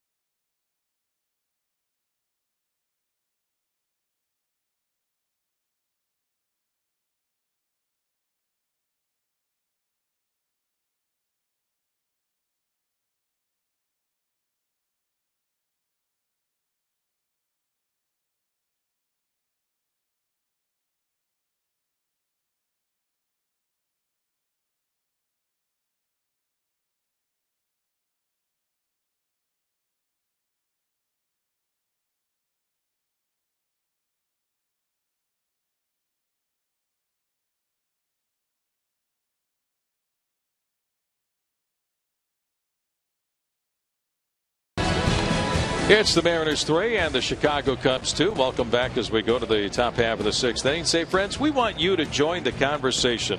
For up-to-date game information and live interaction, be sure to like us on Facebook and follow us on Twitter and Instagram. Check us out and stay connected with Root Sports. Rick Riz along with Dave Valley. And a lot of kids with their moms and dads here at the Peoria Sports Complex tonight. Val, I love these night games during the Cactus League season. Oh, don't you wish you were a young man in the red right there running around up on the hillside watching a big league ball game? Exactly. John Garland has had a good night. 5 innings, only the 1 walk, 3 strikeouts along the way. Luis Valbuena leads it off for the Cubs. There's a strike 0-1. Yeah, John in a interesting situation with tomorrow. He has the opt-out from the Seattle Mariners. So this was a big night for both for him and for the Mariners to watch him to see if is this a guy that's going to be able to that we're going to make that decision to stay and keep in our rotation. Well, there's really 5 guys for the last 2 spots in the rotation at 4 and 5. You got Garland coming back from the surgery. He's pitched very well tonight. You have Jeremy Bonderman coming back from the Tommy John. Great story. You have the young pitchers and Ramirez, who will work tonight, who's been very, very good, and Blake Bevan, who's been very good this spring, and also Brandon Maurer, who's been the talk of the camp. We talked about that in the first half of the broadcast. But Garland, what he brings is, that veteranship to a rotation. He's been there and done it, winning a World Series with the Chicago White Sox back in 2005. And he just wants to prove everybody, number one, Val, that he's healthy. Yes. It was July of 2011 was the last time that he pitched. Ground ball and behind the bag at first. Justin Smoke is there, takes it to the pillow for the out on Valbuena. 1 out for the Cubs here in the 6th. And I think the big concern that people had it was both the labrum and the rotator cuff. Wow. That he had that surgery on. So this is a big step for him to stay healthy, get that ball every 5 days here in this spring training. Show that he has command, because typically after a surgery like that, the last thing to come is your command. You have your velocity, but the ability to execute your pitches. And locate the fastball has got to be number one. All the time. Yeah. Whether you're healthy or not. Yeah. It's being able to locate a fastball. You show me a guy who can locate a fastball, and I'll show you a guy who can get some wins. Swinging a foul back by Nate Scherholtz, and the count is 0-1, and John has done that tonight. And these 2 guys have to be impressed. On your left, manager Eric Wedge, and pitching coach Carl Willis has done a super job with these guys in the rotation and down in the bullpen. On a hop, knocking it down, but off the glove of Dustin Ackley, and he can't find the handle, and Scherholtz is safe over at first base. So 1 on and 1 away for the Cubs, a tying run aboard. Well, the Mariners' home opener is set for Monday, April the 8th against the Astros. Be on hand for red carpet introductions, a first pitch from Mariner legend Jamie Boyer, fireworks and more, plus all fans receive a magnetic Mariners schedule thanks to Safeco Insurance. Get tickets to opening night at mariners.com, and folks, get there early. Monday, April the 8th, the home opener against the Houston Astros, now a member of the American League. 1 on, 1 away for Alfonso Soriano. 3-2 Mariners lead. Soriano, Val, an interesting path to the major leagues out of the Dominican Republic, but he originally signed with the Hiroshima Carp, and he played in Japan for 3 years. Do you know how that happened?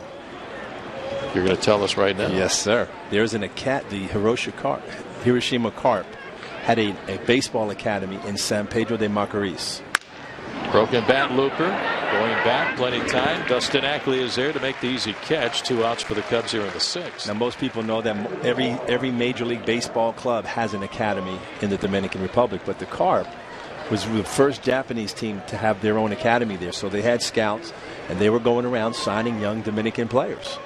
And Alfonso Soriano was one of their young star players. Went to Japan, played, and the rest is history as he came back as a New York Yankee. How about that? That's quite a story. I wonder if they still have the academy there. From what I understand, they still do. Here is catcher Diano Navarro. Scherholtz on at first. Line drive, and it skips on by Andino at third, and into left field. Down to second goes Scherholtz. Navarro with a base hit the other way, and the Cubs have runners at first and second with 2 outs. Navarro hitting that ball right on the button. I think Robert Andino a little upset that he didn't come up with this ball. Navarro takes that outside fastball and just lines it right underneath the glove of Andino. So 2 on and 2 away. Andino made a heck of a play. The ball hit by this guy right here, Baez, to retire the side in the top of the 4th inning. Warming up down in the Mariner bullpen, Erasmo Ramirez. He will follow John Garland tonight against Chicago. Baez 0 for 2, and he sends a ground ball to third. Andino right there tackles it, goes to the bag for the force on Sherholtz coming down the line, and that will retire the side. Nice job by the veteran right-hander John Garland tonight as we go to the bottom of the 6th. Mariners lead the Cubs 3-2.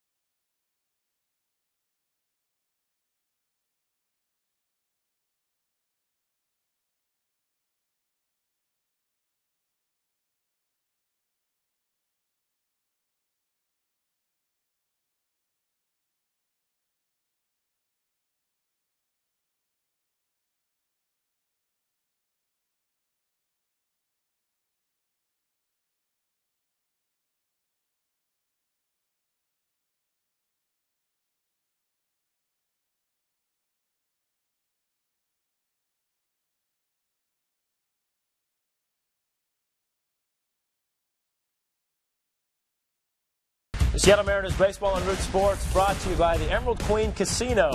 Welcoming chart-topping rock stars REO Speedwagon April 6th. For tickets, go to emeraldqueen.com. And by Sterling Bank, nobody works harder for you. Equal housing lender, member FDIC. Shot there, the Peoria Sports Complex. A little time lapse for you. The day into the night. If you look kind of closely in the left-hand corner of the screen, you can just kind of make out Dave Valley getting out his grill. You see him going through meeting and greeting people. Got hot dogs. I see hamburgers. Val, what else did you have on that grill today? Brad, we're just going to get started. Once the game's over, we continue here down in Peoria. You're missing out, my man. Oh, Brad's a funny man, isn't he, Val? He is. Bottom of the 6th inning, Mariners leading the Cubs 3-2. Justin Smoke to lead off the inning. Takes a look at ball 1 from Jeff Samardzija, who struck out the side in the bottom of the 5th inning.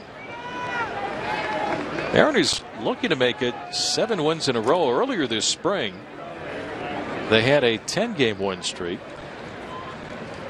They lost the first game of the spring back on February the 22nd, and then they reeled off 10 consecutive wins. And Val, I know you can't take those with you into the regular season, but still it builds confidence. No question about it. You want to be able to walk out of spring training feeling like you're ready to go, you're ready to compete, and you're healthy. Wow, swinging a drive deep into the gap in left center field. Goodbye baseball, opposite field for Justin Smoke, his 4th home run of the spring. And it's now the Mariners 4 and the Cubs 2. And the middle part of the order, the heart of the order, just teeing off here in the Cactus League. Justin Smoke made some great adjustments last September. Had a great September hitting the ball, driving the baseball. It continues here down in spring training. One of the things that he's been able to do when he's swinging the bat well is drive the ball the opposite way. Here he gets an off-speed pitch, a little backdoor breaking ball. And this ball is no question it's leaving the ballpark. Good sign for Justin Smoke driving the ball that way. To be able to stay back and wait instead of jumping out and going get it. He waited on that thing and hit it hard the other way. Montero with a strike. Rick, do you remember a couple of years ago? That's where the ball lands. And then, okay, little stumble there. got to it. He got it. He should have brought a glove. You know, you got to be. And he throws it. You got to be ready. Boy Scout motto: always be prepared. You know, don't throw it back. Hang on. Swing and a miss by Montero to high fastball, strike 3, and there's one out for the Mariners here in the 6th. 2 years ago, Justin Smoke had this really hot streak, and we went into Detroit, and he hit a home run, left-handed, left center. At Comerica Park. And you were thinking at that moment, hey, he's finding it. This is the young man that the Mariners made that trade for. And I think we're starting to see that same guy that was on that streak then right now. Jason Bay with a ground ball to Valbuena at third. And there's 2 outs now for the Mariners here in the bottom of the 6th after that home run by Smoke. And Val, you know as well as anybody, it's all about consistency, making adjustments along the way. But to see what Justin is doing this spring has been outstanding. And it's not only about making the adjustments, it's about making the adjustments and then having that success that kind of just reinforces all that work that you did throughout the wintertime. Yeah. He's showing up here. He's shortened his swing. He's realizing and seeing the production that short swing can have. He doesn't need to wind up. He's a strong young man. Yeah. Just get that barrel of the bat to the ball as Casper Wells takes a strike 0-1. And the guy that he worked with was his agent, Hunter Bledsoe. Now, not too many agents have played professional baseball, but Bledsoe did.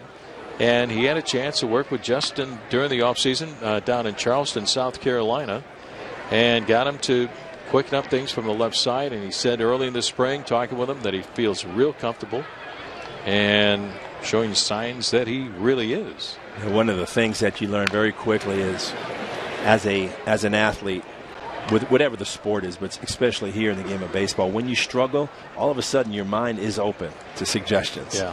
And then you're going to go to somebody that you trust. And then once that trust is established, then you're starting to take what they're telling you and applying it. So obviously Bledsoe, who has played ball before, knew a little bit about hitting and knew a little bit about Justin's swing. Casper Wells bounces out to the shortstop, Baez, and that will retire the side. But Justin Smoke with an opposite field home run onto the berm in left center, his 4th of the spring. And after 6 innings of play here in Peoria, it's now the Mariners 4 and the Cubs 2.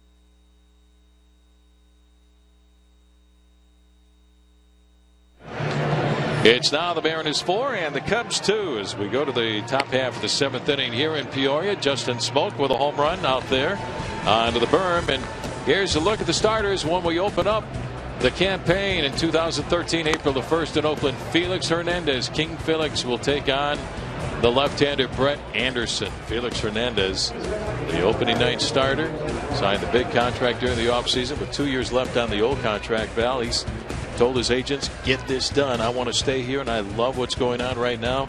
Want to win right here. Felix Hernandez, if you look back on his career, has he ever made a misstep anywhere since he's joined the Mariners? I don't think so. I mean, you could not have picked a better guy to invest long-term than Felix Hernandez. And that's a look at our Lexus pitching matchups for the opening game of the year in Oakland. 4 in Oakland, and then 3 in Chicago. Rosmo Ramirez, the new pitcher for the Mariners, and he delivers high and outside to Brad Nelson for a ball 1. Little guy throws a lot of strikes, pal. A lot of strikes, very sneaky fast. That ball just explodes out of his hand. Like that. 1-1. You see a lot of bad swings against Erasmo. That last pitch was 91, but it looked as if it was 99. Has a good ability to hide the baseballs. Got tremendous movement. And breaking ball down and in at 78 ball 2, 2-1. Do you remember the game he had against the Oakland A's last year? He was absolutely outstanding. Fouled out of play, 2-2 the count on Nelson. And the next day, I went and I'm talking to the hitting coach, Chili Davis of the Oakland A's, and he says, "Who was that kid last night?" And I said, "He was pretty good, huh?" He goes, "Was he good?"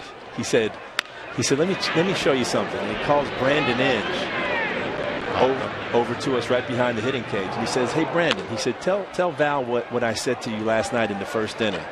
And Brandon Inge starts laughing. He goes, he looked me right in the eye and says, "We got no chance against this guy tonight." Wow.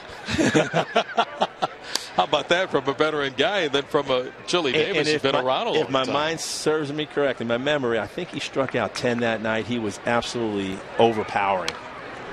Fouled back, and the count is still 2-2 on Brad Nelson. He's really able to back off that fastball, and he can get that fastball up to 94, 95 when he wants to.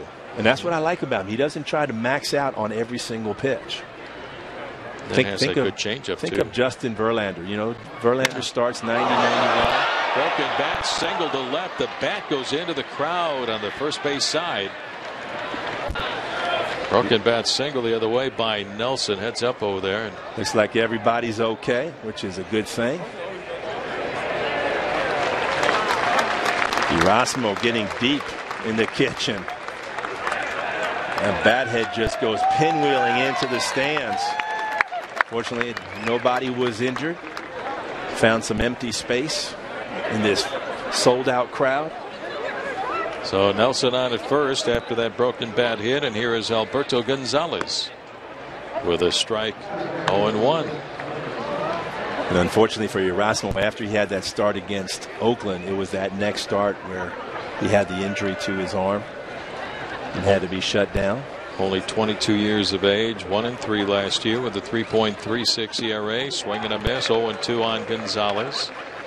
At Tacoma last year was 6-3 with a 3.72 ERA. John Garland, a nice job tonight. 6 innings for the Mariners starter. Gave up 2 runs, 5 hits, walked 1, and he struck out 3. Well hit left field. Casper Wells going back, and this one is off the wall. Heading for third is Nelson. Gonzalez in at second with a double. Throw in is cut off by Brennan Ryan. So here come the Cubbies with 2 on in scoring position here in the top of the 7th. Last pitch gets elevated in the strike zone. It's a little breaking ball. Doesn't have a lot of sharp movement. And it's just a line drive right off the wall and straight away left field. A little bit of a cement mixer. That slider or the breaking ball just didn't. That cement mixer, it just never really moves and it never really slides. It just stays on that one plane. So 2 aboard, and here again is Jeff Samardzija. Samardzija with his 3rd at bat. The Cubs starter tonight hit a home run back in the 3rd inning. Not afraid to swing the bat, Val. 0-1. No, he jumped on that John Garland pitch out over the plate. He's a big man, 6'5", about 245, and he barreled it up. The wind was blowing pretty strong as well earlier in the ballgame. If you were the quarterback at the University of Notre Dame, how would you like to have this guy as your target? He might be able to throw a couple of touchdowns. Brady Quinn thought it was a pretty good idea. Check swing, ground ball, foul along the first base line, and the count is 0-2 on Samardzija. Tyan runs aboard for the Cubs. Darnell McDonald is on deck, the new center fielder.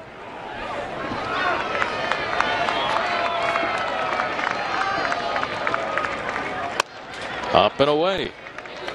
1-2. Cubs 0 for 4 with runners in scoring position tonight.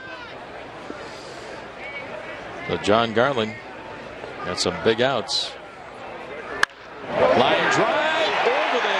quickly at second base. That will score Brad Nelson.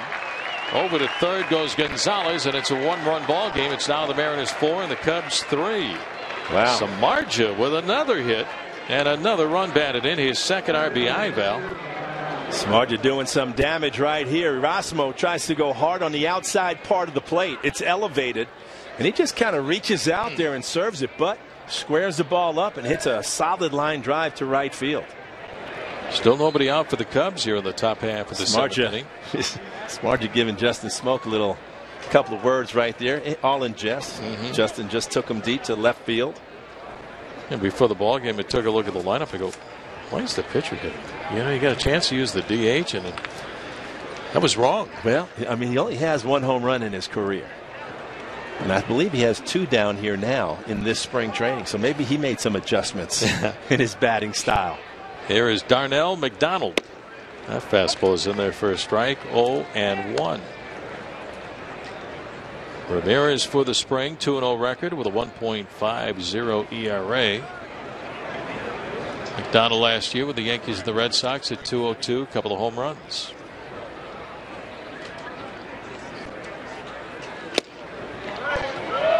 One and one. General Manager Theo Epstein bringing some of his Boston Red Sox players along with him to Chicago. And some front office personnel. Jed Hoyer is his GM. Good breaking ball for a strike. 1-2.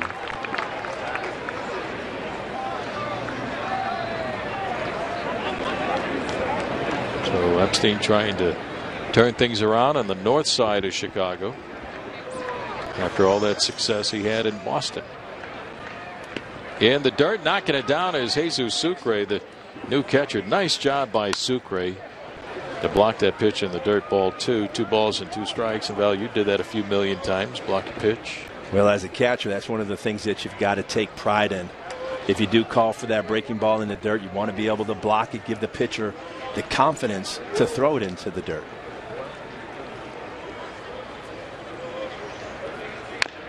Fouled away. Inside the Mariners' third base dugout, and the count is still 2-2 on McDonald. Ramirez's last start was against the Colorado Rockies, Val, and after 5 innings, he was scheduled to go 5. His pitch count was so low that they sent him out there for the 6th. Scattered 8 hits along the way and pitched very well. Foul ball, wide at third, diving Andino, base into left field. This game is tied. Here comes Gonzalez on to score. So Darnell McDonald with an RBI single. It's now the Mariners 4 and the Cubs 4. All right, time to check in with the booth for today's question. Still nobody out for the Cubs here in the top half of the 7th inning. And here it is. Why do the coaches sit outside the dugout for spring training? Well, there's a couple of reasons. One, you have a better look at what's happening out there, and you got to remember, in spring training, you typically are going to have an extra 10, 15 bodies on the bench. So for things like evaluation, to be able to have a better look at your pitcher, more communication with your catcher, it's become a kind of a rite of spring training to be able to be out there in playing territory. Yeah, it's kind of scary too. Yes, you're not kidding. I mean, you got to be careful over there. There's a look at Carl Willis, who paid Erasmo Ramirez a visit to the mound. Here is Luis Valbuena. Turns the bunt, lays it down on the third base out of beauty. Barehanded by Andino, fires the first in time to get Valbuena. And the sacrifice bunt goes 5-4. It sends Samardzija to third and McDonald down to second base. Nice bunt and nice play by Robert Andino. I don't think that ball was going to go into foul territory. Thought he made a good play to be able to take the out over at first base. Little note on Luis Valbuena. He forgot his uniform tonight. He's wearing one of the coaches' uniforms tonight. There's a look at it one more time. Ice cold beer right here. And that's a snap decision right there. You've got to decide, am I going to allow this ball to just roll out and maybe it goes foul? But then the problem is you end up with bases loaded. But again, good choice by Robert Andino. Here's Nate Scherholtz with 2 on in scoring position. Fastball is up high. Ball 1. Ty Wright is due up next, batting in Soriano's spot. All even at 4-4. 2 runs in for the Cubs here in the top of the 7th inning. That's bounced out in front of the plate again. Sucre having to knock it down. Ball 2. 2 balls and no strikes. Well done right there. Sucre, that ball was about 5 feet in front of home plate. Those are the tougher ones because you're not quite sure which way it's going to bounce when it's that far out. What's going on with Ramirez right now? He's bounced a few pitches here in the top half of the 7th, Val. 2-0. Ground ball to Smoke at first. Checks Marja at third. He'll take it to the bag for the out on Scherholtz. And there's one away for the Cubs. And the Cubs don't want to send their pitcher Smarge over at third base. And perhaps in a regular season game you might see that because Justin Smoke was playing back. Typically when a third base coach sees the infield playing back, he'll say, hey, on the ground, you go. Here is Ty Wright, the new left fielder for the Cubs, replacing Soriano. Wright, 287 average. Soriano was 1 for 3 tonight with a home run. Fastball, strike, 0-1. Well, this is certainly not the type of outing Erasmo Ramirez was hoping for. As spring training starts to wind down here, each one of these appearances, each one of these starts start to carry a little bit more weight as some difficult decisions are going to be made. Ground ball left side. Charging is Ryan. He's got it to throw to first, and it's in time to get right. And that will retire the side. Well, the Cubs get a couple to tie up the game. 7th inning stretch time. We head to the bottom of the 7th here in Peoria. Mariners 4 and the Cubs 4.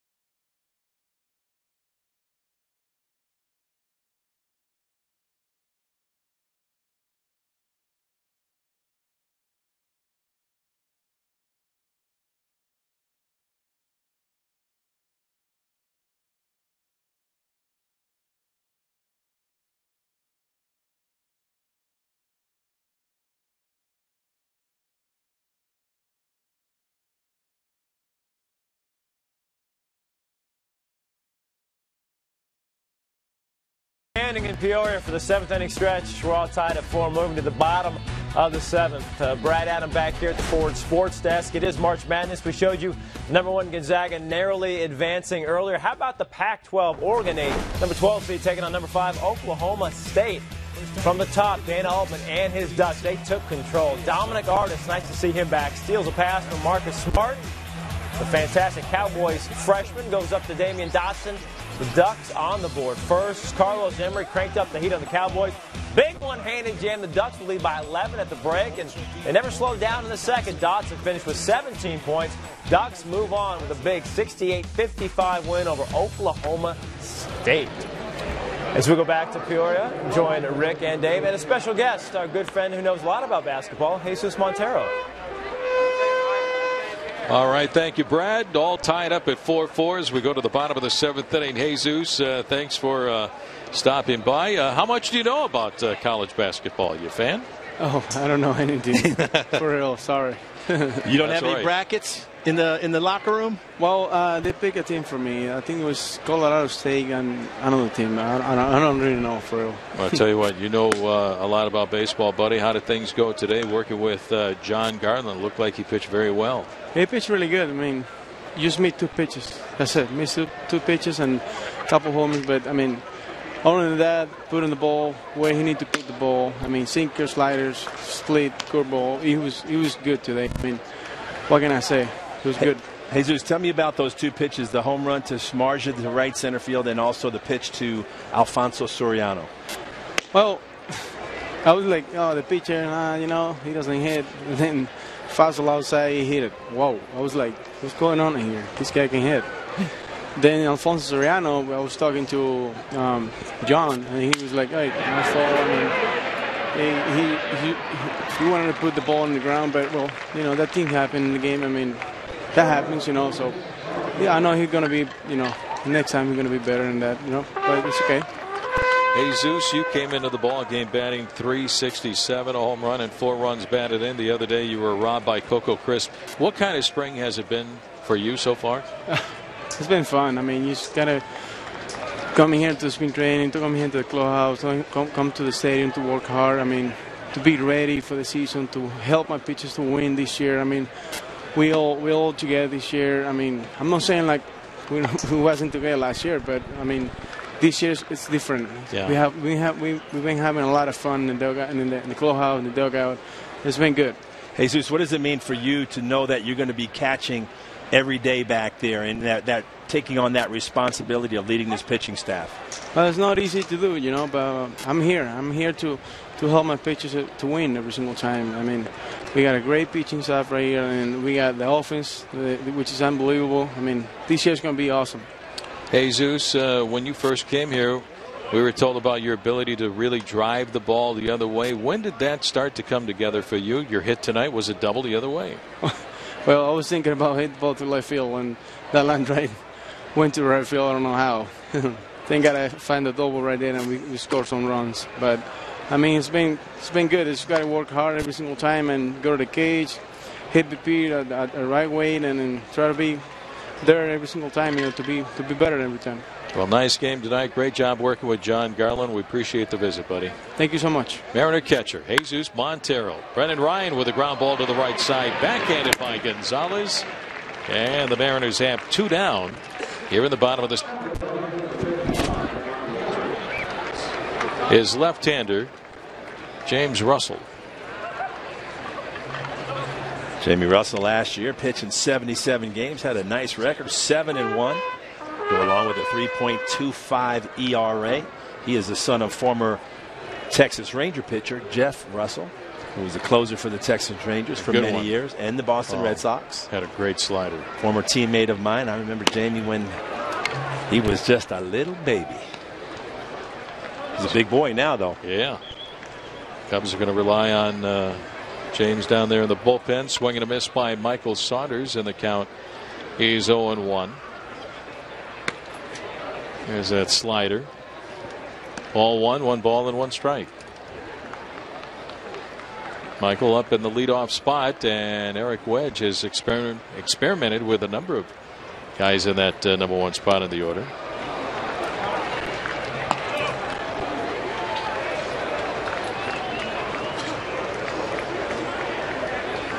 And this guy really turned it around last year. On a play in the third base side, and the count stays at 1-2. Yeah, I think as you look at that team from last year, the guys that made the biggest strides, you've got to mention Michael Saunders for what he did. 19 home runs, ended up a batting average around 250, but really started to come along. You can tell just the way he approaches his at bats. Better quality at bats on a consistent basis. Looking for him to continue to improve. Russell with a strikeout, and after 7 innings of play, all tied here in Peoria. Mariners 4, the Cubs 4.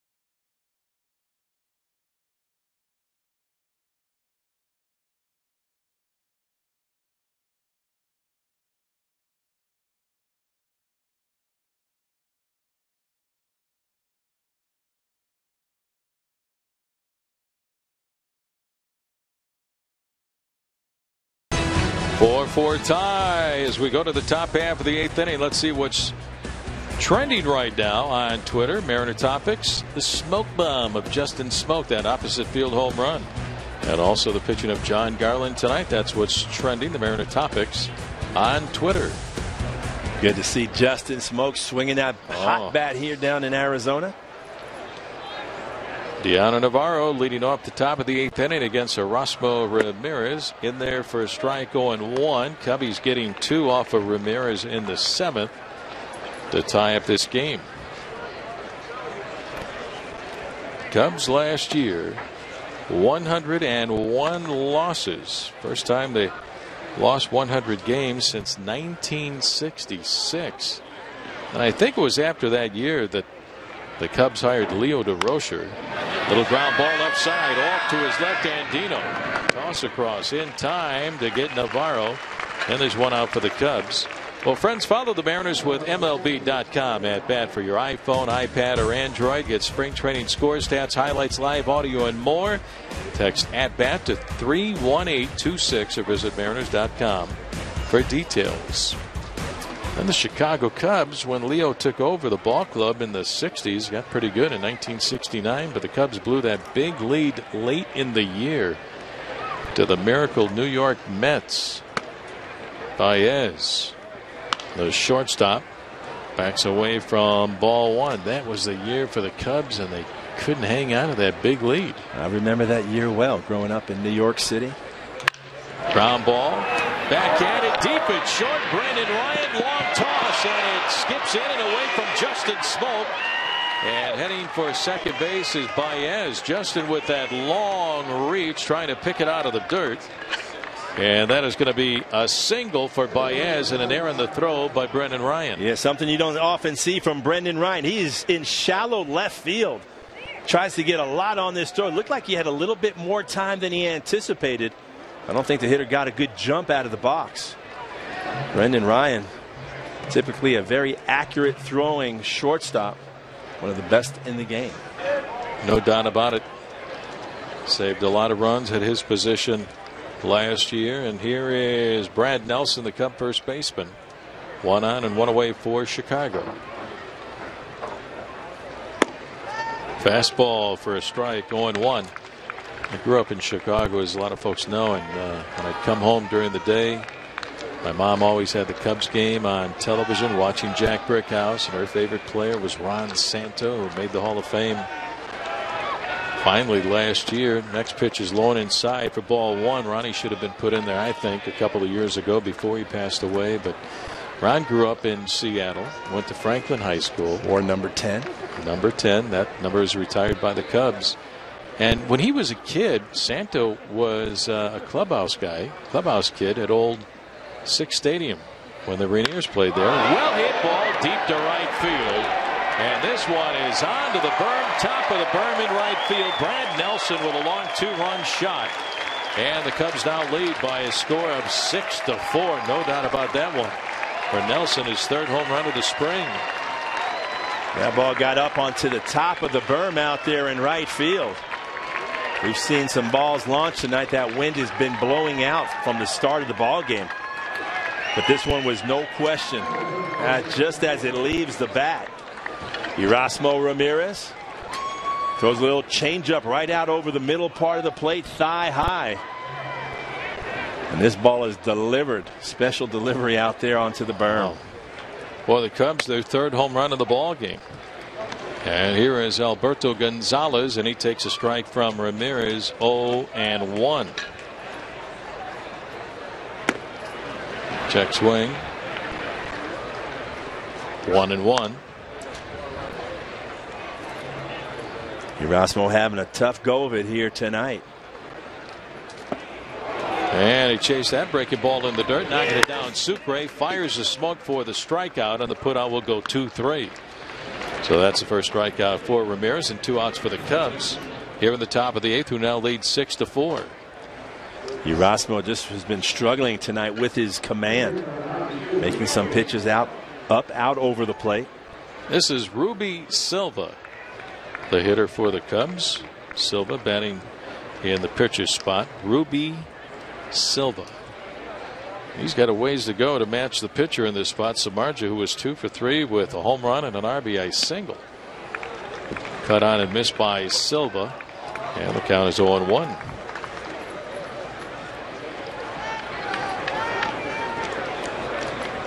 And he also had the sacrifice. Ground ball is short. Brendan Ryan gobbles it up. And he gets Silva at first, and that will retire the side. But the Cubs get a couple on the long home run by Brad Nelson. And we head to the bottom of the 8th. Our score, Cubs 6 and the Mariners 4.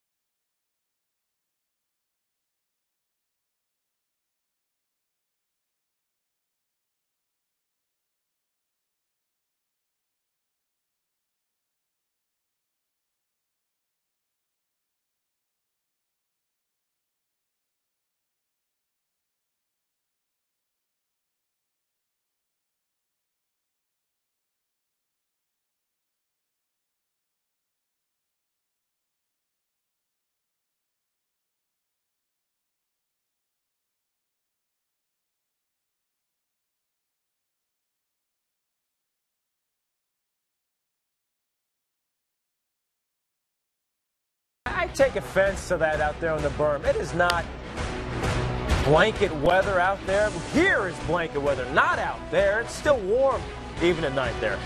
Mariners fans, all right, I digress. Don't miss the last episode of Mariners Mondays next week. Watch as Felix dominates the Yankees in early August of last season and relive the most entertaining game of the year. Supreme Court arrives in Seattle. Catch all the action Monday at 7:30. Root Sports, your home for Mariners baseball. We'll get you back there. Is Mom doing her daughter's hair there? I know that well. Get you back to Rick and Val in the booth. All right, Brad, thank you very much. That's how you feel ground balls right there. You let the ball hit you, and then you just pick it up. Hey, get in front of it like that. Way to go, kid. And tonight's attendance, 86-72 tonight here in Peoria. The new pitcher for the Cubs, veteran right-hander Carlos Marmol, Val. Marmol, 61 ball games last year, 3-3 record. Opponents hitting only 200 off the hard-throwing right-hander. Out of the Dominican Republic, came up with the Cubs back in 2006.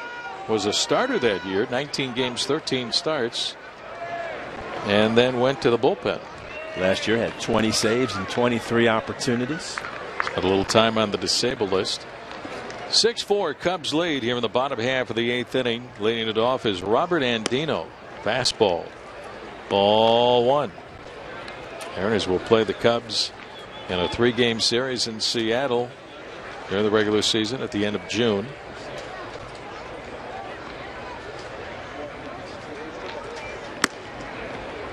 One and one. Mariners open up the year April the 1st in Oakland against the A's, and it's on to Chicago to play the White Sox.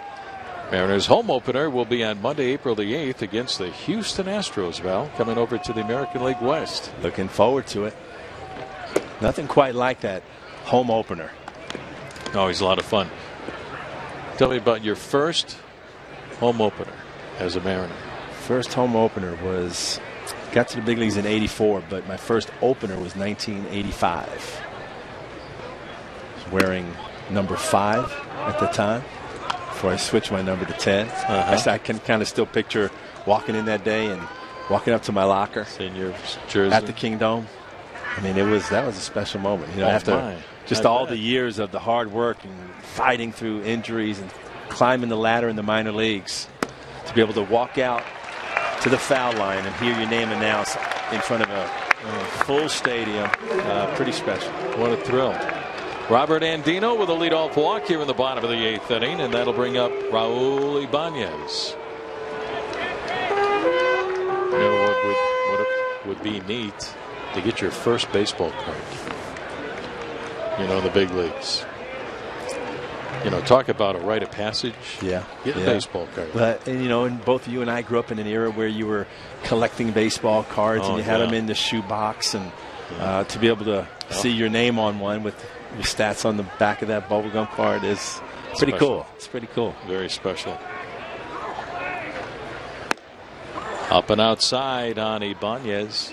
Ball 1, man, I collected those cards. I mean, I would have to do all kinds of stuff to just get a nickel to buy a pack of cards. You got 5 cards and that wonderful stale pink bubble gum with the white powder. Had a good taste to it. I like the taste. Oh, I loved it. I loved it. And sometimes it would just crack into 100 pieces if you it was probably a little stale. Yeah, a little stale, some of them. Or, I mean, if I was fortunate to have a quarter, I'd go to Continental Drugstore and get 5 packs of gum. You were living large, Rico. Hoping to get an Ernie Banks. That was the tough one to get as a kid.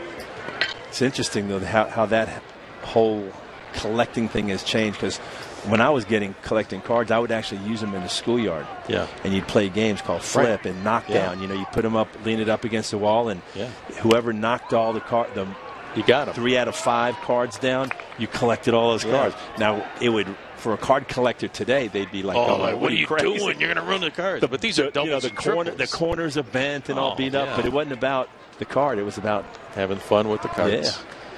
Yeah. And we used to lag them. How'd you put them in your bicycle spokes? Oh, you know, I had a great engine. And my fake Schwinn bike. Couldn't afford a real Schwinn Stingray, but it was. Hey, I enjoyed it. I appreciated it. With the banana seat? With the banana seat, the high handlebars. Put those Bill Mambuquettes in there because you didn't want to use a Mickey Mantle. You had about 5 Bill Mambuquettes. Ground ball. Nelson at first. Wheels goes down to second one. Back to first, and it gets on by Nelson. And Ibanez is safe at first base on a fielder's choice, 3-6, but out at second is Andino, 1 out and 1 away. Say, friends, time for Sterling Bank. Nobody works harder for you. And how about the way Justin Smoke is working this spring? Bell opposite field, home run, left center field. Just a great sign for Justin Smoke, driving the ball the opposite way, taking that off-speed breaking pitch. So he had to generate all of that power, but great to see all those adjustments that he made this winter starting to pay off. So 1 on and 1 away for Justin Smoke. Hit that home run in the 6th inning, sacrifice fly RBI, and a 3-0 pitch back in the 3rd. 0-1. Jesus Sucre is on deck after replacing Jesus Montero. You still have any of those baseball cards, Val? I do. You do? I do. I wish I had mine. Got some old baseball cards. I've got some old basketball cards. In fact, I have the old Lou Alcindor card when he was with the Milwaukee Bucks. They were the tall ones. Really? Oh, he was pretty tall. I got a few that I saved. Got a couple of Hank Aaron's and Willie Mays'. Oh, hang on to those. Now ball right side, taken by Gonzalez. Wide throw at second, but Baez with a reach able to get to it and get a force at second. On the pinch runner, that was Abe Almonte pinch running for Ibanez. So Almonte out at second base had a nice play by Gonzalez and also by Baez. 2 outs in the inning. Well, Baez does a nice job of keeping that foot on the bag as he receives a bad throw from his second baseman. We've seen the Chicago Cubs play some sloppy baseball here this evening. Here is Jesus Sucre. 1 on and 2 out. 6-4 Cubs. Fastball for a strike. 0-1. Got a friend of mine, DJ Sports Cards, down in Renton, and I tell you what, if you ever need a baseball card, he can look it up for you, and I can spend hours in there looking at the cards. One hopper to short, backhanded by Baez. The throw will go to first, And it's in time to get Sucre, and that will end the inning. No runs, no hits, no errors, and a man left on. We go to the top half of the ninth here in Peoria. Cubs lead 6-4.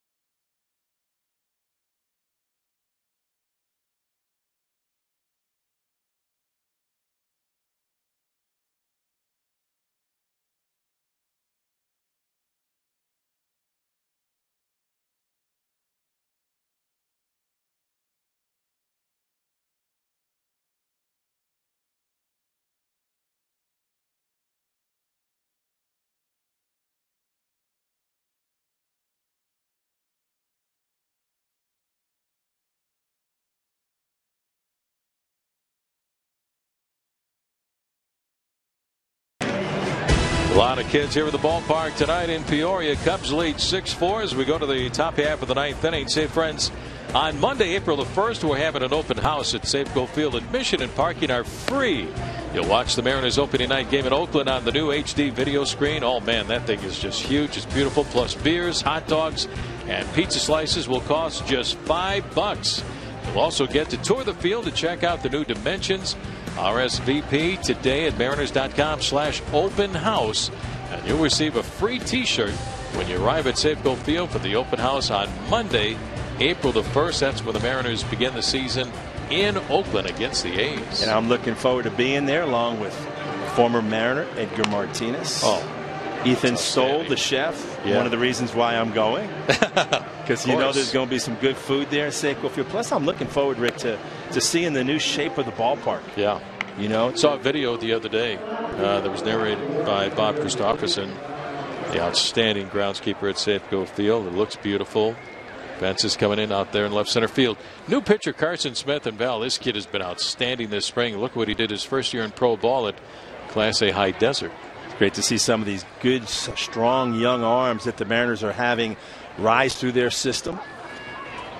Darnell McDonald leading off the top half of the ninth inning for the Cubs. That pitch down and away for ball one. Rico, going back to the April 1st party at Safeco Field, it will be the biggest baseball party in the country. So everybody make your plans. RSVP for the open house April the 1st. Mariners will be in Oakland.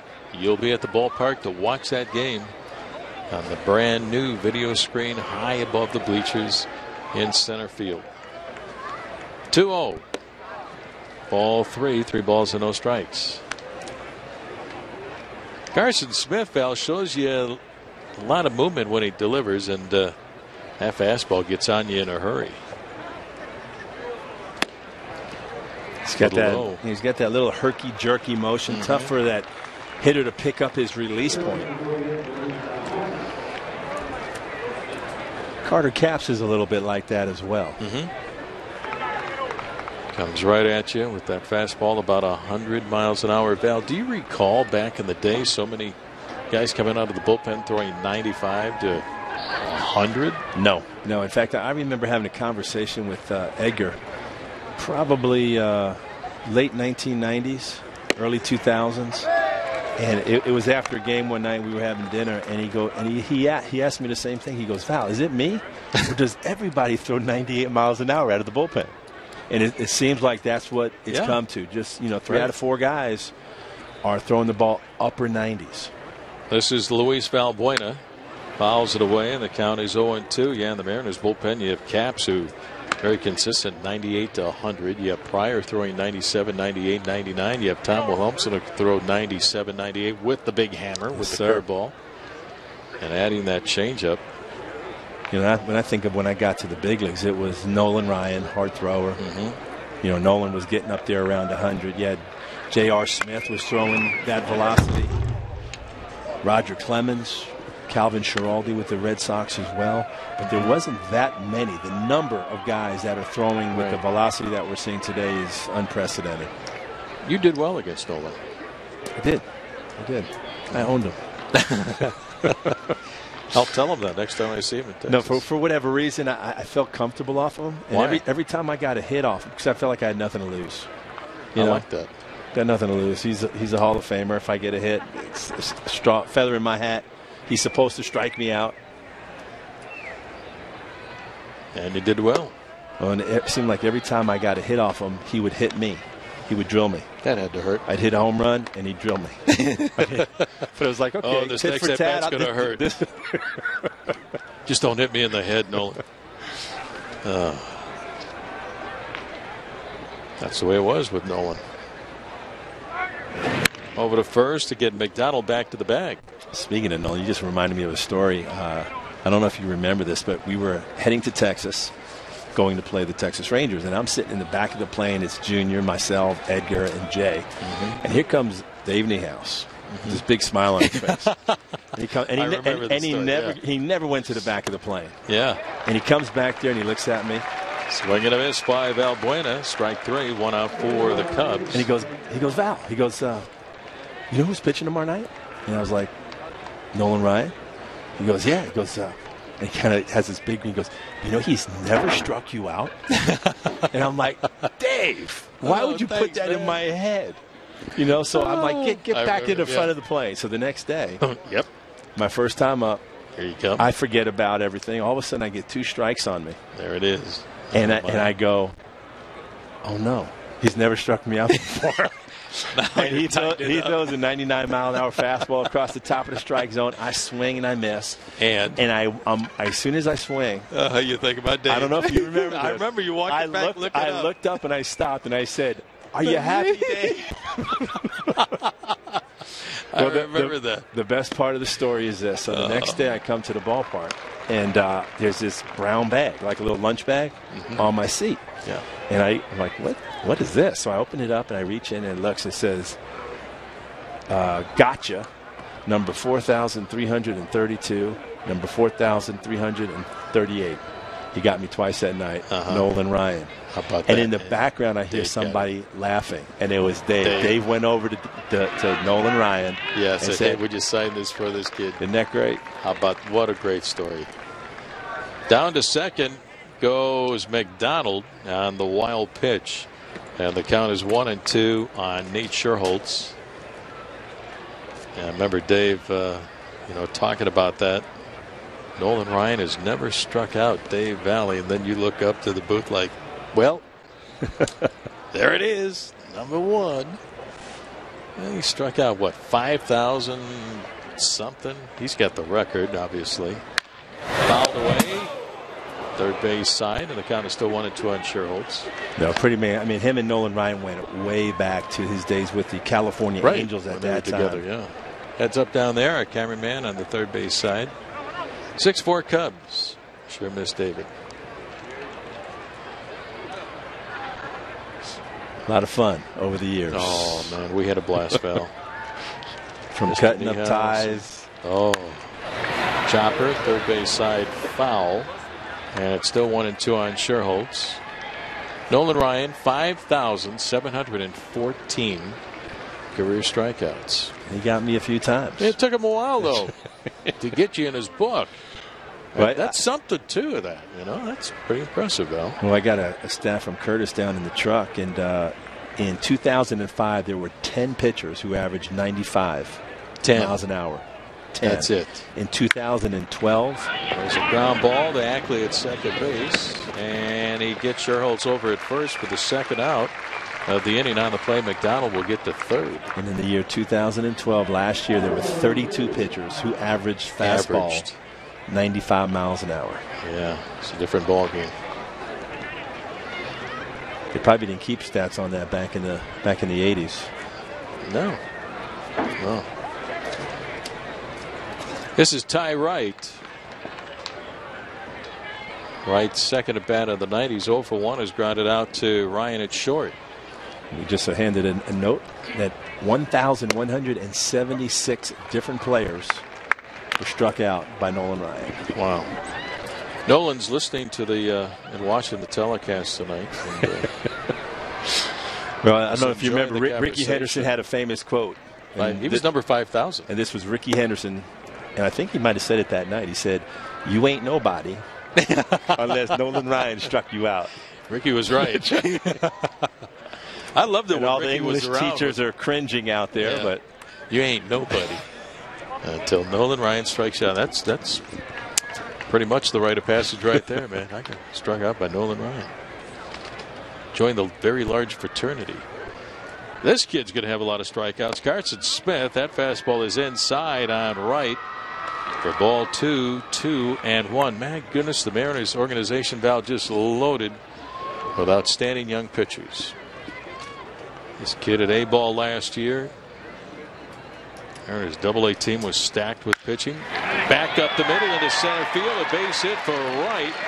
That will score McDonald from third, and the Cubs now lead by a score of 7-4. Rick, you and I were talking before the ball game about Brendan Maurer and the job that he has done here this spring. Yeah. I don't know if you saw the article. I think it was in today's paper back home, and it was talking about, you know, the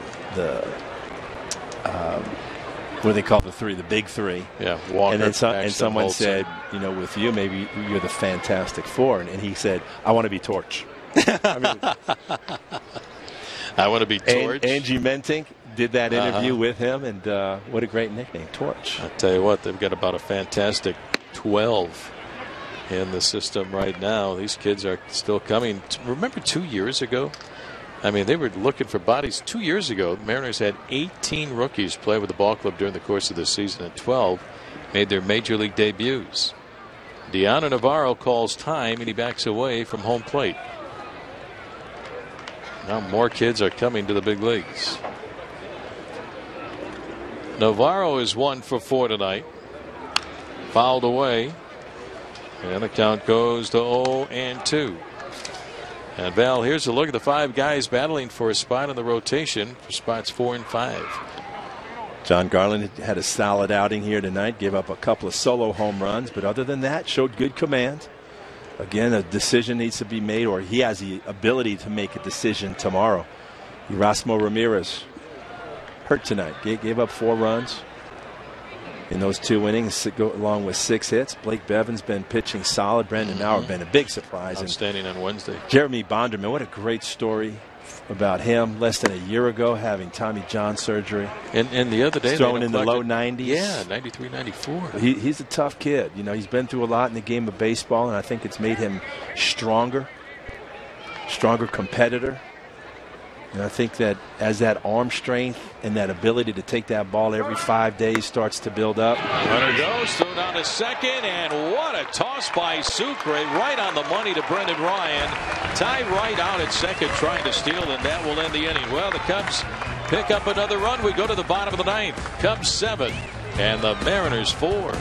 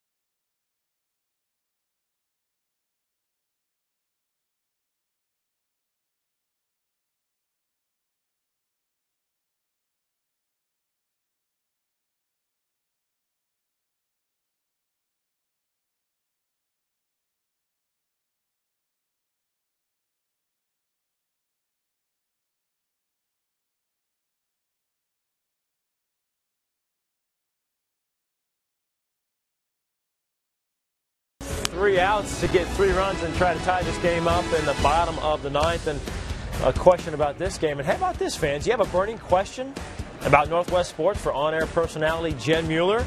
Post your question on Twitter using hashtag #RootQuestions, and you could have your question answered by Jen on rootsports.com, and will be eligible to win a Root Sports prize pack. For official rules, to hear your questions and see if you're the winner, visit rootsports.com.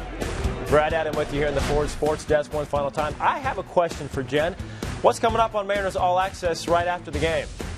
Well, she's not here to tell us, so I'll have to fill you in. We'll go back down to the guys and hear from Rick and Dave about John Garland's night as he tries to make that Mariners rotation. Jen will keep you updated on everything Mariners as we get you set again for that season opener April 1st. But right now, it's Rick, it's Val, it's bottom of 9th time. And we do go into the bottom of the 9th inning. Cubs leading 7-4. They have a new pitcher. Koichi Fujikawa will take over in relief. And leading things off for the Mariners, Jason Bay. Bay, Wells, Ackley for the Mariners here in the bottom of the 9th inning. Strike call, and the count goes to 1-1. Jason's been looking really good up at the plate as you look at the numbers of Fujikawa. 48 ball games, 2-2 record, 24 saves, and back in the Japanese league. 12 years over in Japan, pitching for the Hanshin Tigers of the Central League. And before the ball game, Val had a chance to see Kenji Jojima, who was inside the Mariners clubhouse, played for the Mariners a few years ago. When we went to Tokyo before playing the Oakland A's last year to start the regular season, March 28th and 29th last year, the Mariners played a couple of exhibition games. A drive into the gap in right center field by Bay. Jason, the turn, he'll hold up with a leadoff single. McDonald gets the throw back in. So 1 out for the Mariners here in the bottom of the 9th inning. We're talking about how good Jason's looking up at the plate. A couple of hits already tonight. This time he takes it out there to right center field. Jason really working on his tempo this spring to regain that form that he had back when he was with the Boston Red Sox and Pittsburgh Pirates. Certainly seems like he's starting to find that rhythm up at the plate. Here is Casper Wells. Bay was thinking about going to second, but down by 3. Decided to hold up at first base with the single. Yeah, that's a good point, because earlier in the ball game he hit a ball to left center field, but the Mariners were 1 up at that time and he was a leadoff hitter. So that's a good time to take a chance and force the defense to make a play. Right now, nope, stay at first base and see what the Mariners can get a little rally going. Mariners need some base runners. Down by 3, swinging a little looper to shallow right field, but going out to second baseman Gonzalez gets back in time to make the catch. So 1 on and 1 away. I was talking to Dave Hansen, the Mariners' new hitting coach, just about some of the different guys that have been making some adjustments from last year. And he talked about Justin Smoke, and he was talking about Jason Bay. I was behind the cage talking with him, and I just asked him, "Hey, what are you trying to work on with Jason?" And he said, we've been looking at some old tapes, trying to figure out where it kind of started to get sideways on them, but they feel like they're starting to find that, and I go back to that rhythm. Dave Hansen used the word tempo up at the plate, but Jason tonight has really stung the ball well. Just watching him tonight, Val, he was so quick to the ball. He talked about Jason being more of a handsy type of hitter. A lot of guys will use their body, where Jason is really gifted with some strong hands. A strike on Dustin Ackley, and the count is even at 1 ball and 1 strike. Ackley with a base hit back in the 4th, 1 for 3 tonight. Came into the game batting .321. And Dustin looking to turn things around this year after last season, in which he hit just .226. Outside. Ball 2, 2-1 on Ackley. Fujikawa, 32 years of age. He played for Japan's World Baseball Classic clubs in 06 and 09, not this year. Line drive, base hit left center field for Dustin. That will send Bay down to second base. So the Mariners will bring the tying run to home plate here in the bottom of the 9th inning. 7-4 Cubs, 1 out. Now the batter will be Brendan Ryan. Nice job by Dustin Ackley, his second base hit tonight, Val. Yeah, Dustin just stinging this pitch. Dustin also making some changes in his batting approach. Good to see him get on top of that high fastball and take it right back through the middle, keeping his hands inside the baseball. So 2 aboard here in the bottom of the 9th, and here's Ryan. Brendan looking for his first base hit. He has 1 home run this spring. He had 3 last year. He's grounded out twice and has flied out to De Jesus in center field.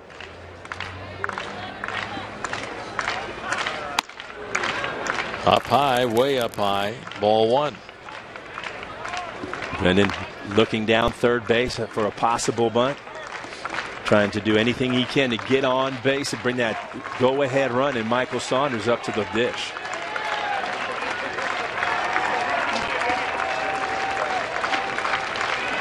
And now Fujikawa steps off the rubber, and Val, here's where the bottom part of the order, when they do their job, it turns over that lineup. Eventually you get to the big bats. 1-1. With the Mariners down 3 runs, both runners, Dustin Ackley at first, Jason Bay at second, taking very conservative leads over there. You don't want to get doubled up on a line drive to the infield.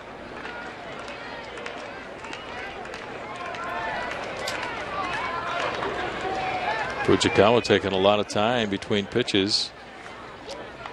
On deck, Michael Saunders. Popped up outside of first, over toward the dugout it goes. Brad Nelson has a lot of room near the warning track, and he's there and makes the catch. So 2 outs for the Mariners here in the bottom of the 9th inning, down to their final out, and that'll leave it up to Michael Saunders.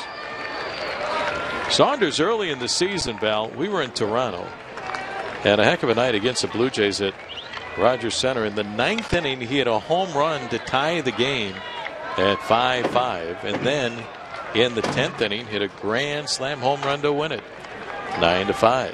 I remember that ball game, being there at Rogers Center. Now I think that was a night I really kind of felt, and I believe one of them was off a left-hander. Yeah. And you know, you can see certain moments in a player's career where they start to believe in themselves. And I kind of felt like that night when he hit those 2 home runs, he convinced himself that I belong. He belongs here. Yeah. I can hit left-handers. Yeah. That's got to be the greatest feeling in the world for a young player. And when you show up saying, I belong, I can compete at this level. Now, I think a lot of guys go through those stages where you get to the big leagues and you have that awe and wonder, and you're still kind of swept up in the emotions. And that next step in the process of being a big leaguer is getting to that place where you say, this is where I need to be. This is where I can compete and be successful. I've been tested by the major league pitchers. Fastball inside, I can handle that. Now here comes the breaking stuff and the off-speed stuff. You know, watching Michael hit that home run in the World Baseball Classic. Line drive, foul on the right field side. And it's 1-2 on Saunders. You know, he had a phenomenal World Baseball Classic, but that home run he hit was the opposite way. And we saw that a couple of times from him last year. When I saw that, I said, yes, stay right there. That's right where you want to stay. Just like Justin Smoke tonight. Yeah, hitting the ball the other way, home run. You start taking away the pitches that the opposing pitchers think they can get you out with. Soft away, all of a sudden you're driving that ball over the 385 sign in left center field. Way up high with a fastball. 2-2 on Saunders. Fujikawa, I don't think he was trying to throw the ball that high. I think he was trying to throw something across the top of the strike zone to get Saunders to chase.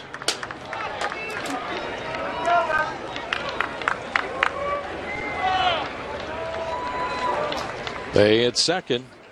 Ackley on at first base. And it's strike 3 called, and that will end it here in the bottom of the 9th inning. The Chicago Cubs win it tonight. A final score of 7-4. Only the 8th loss for the Mariners this spring. They go to 17-8, and that snaps the Mariners' 6-game win streak. So the Cubs now at 13-15 on the spring. Final score: the Cubs 7 and the Mariners 4.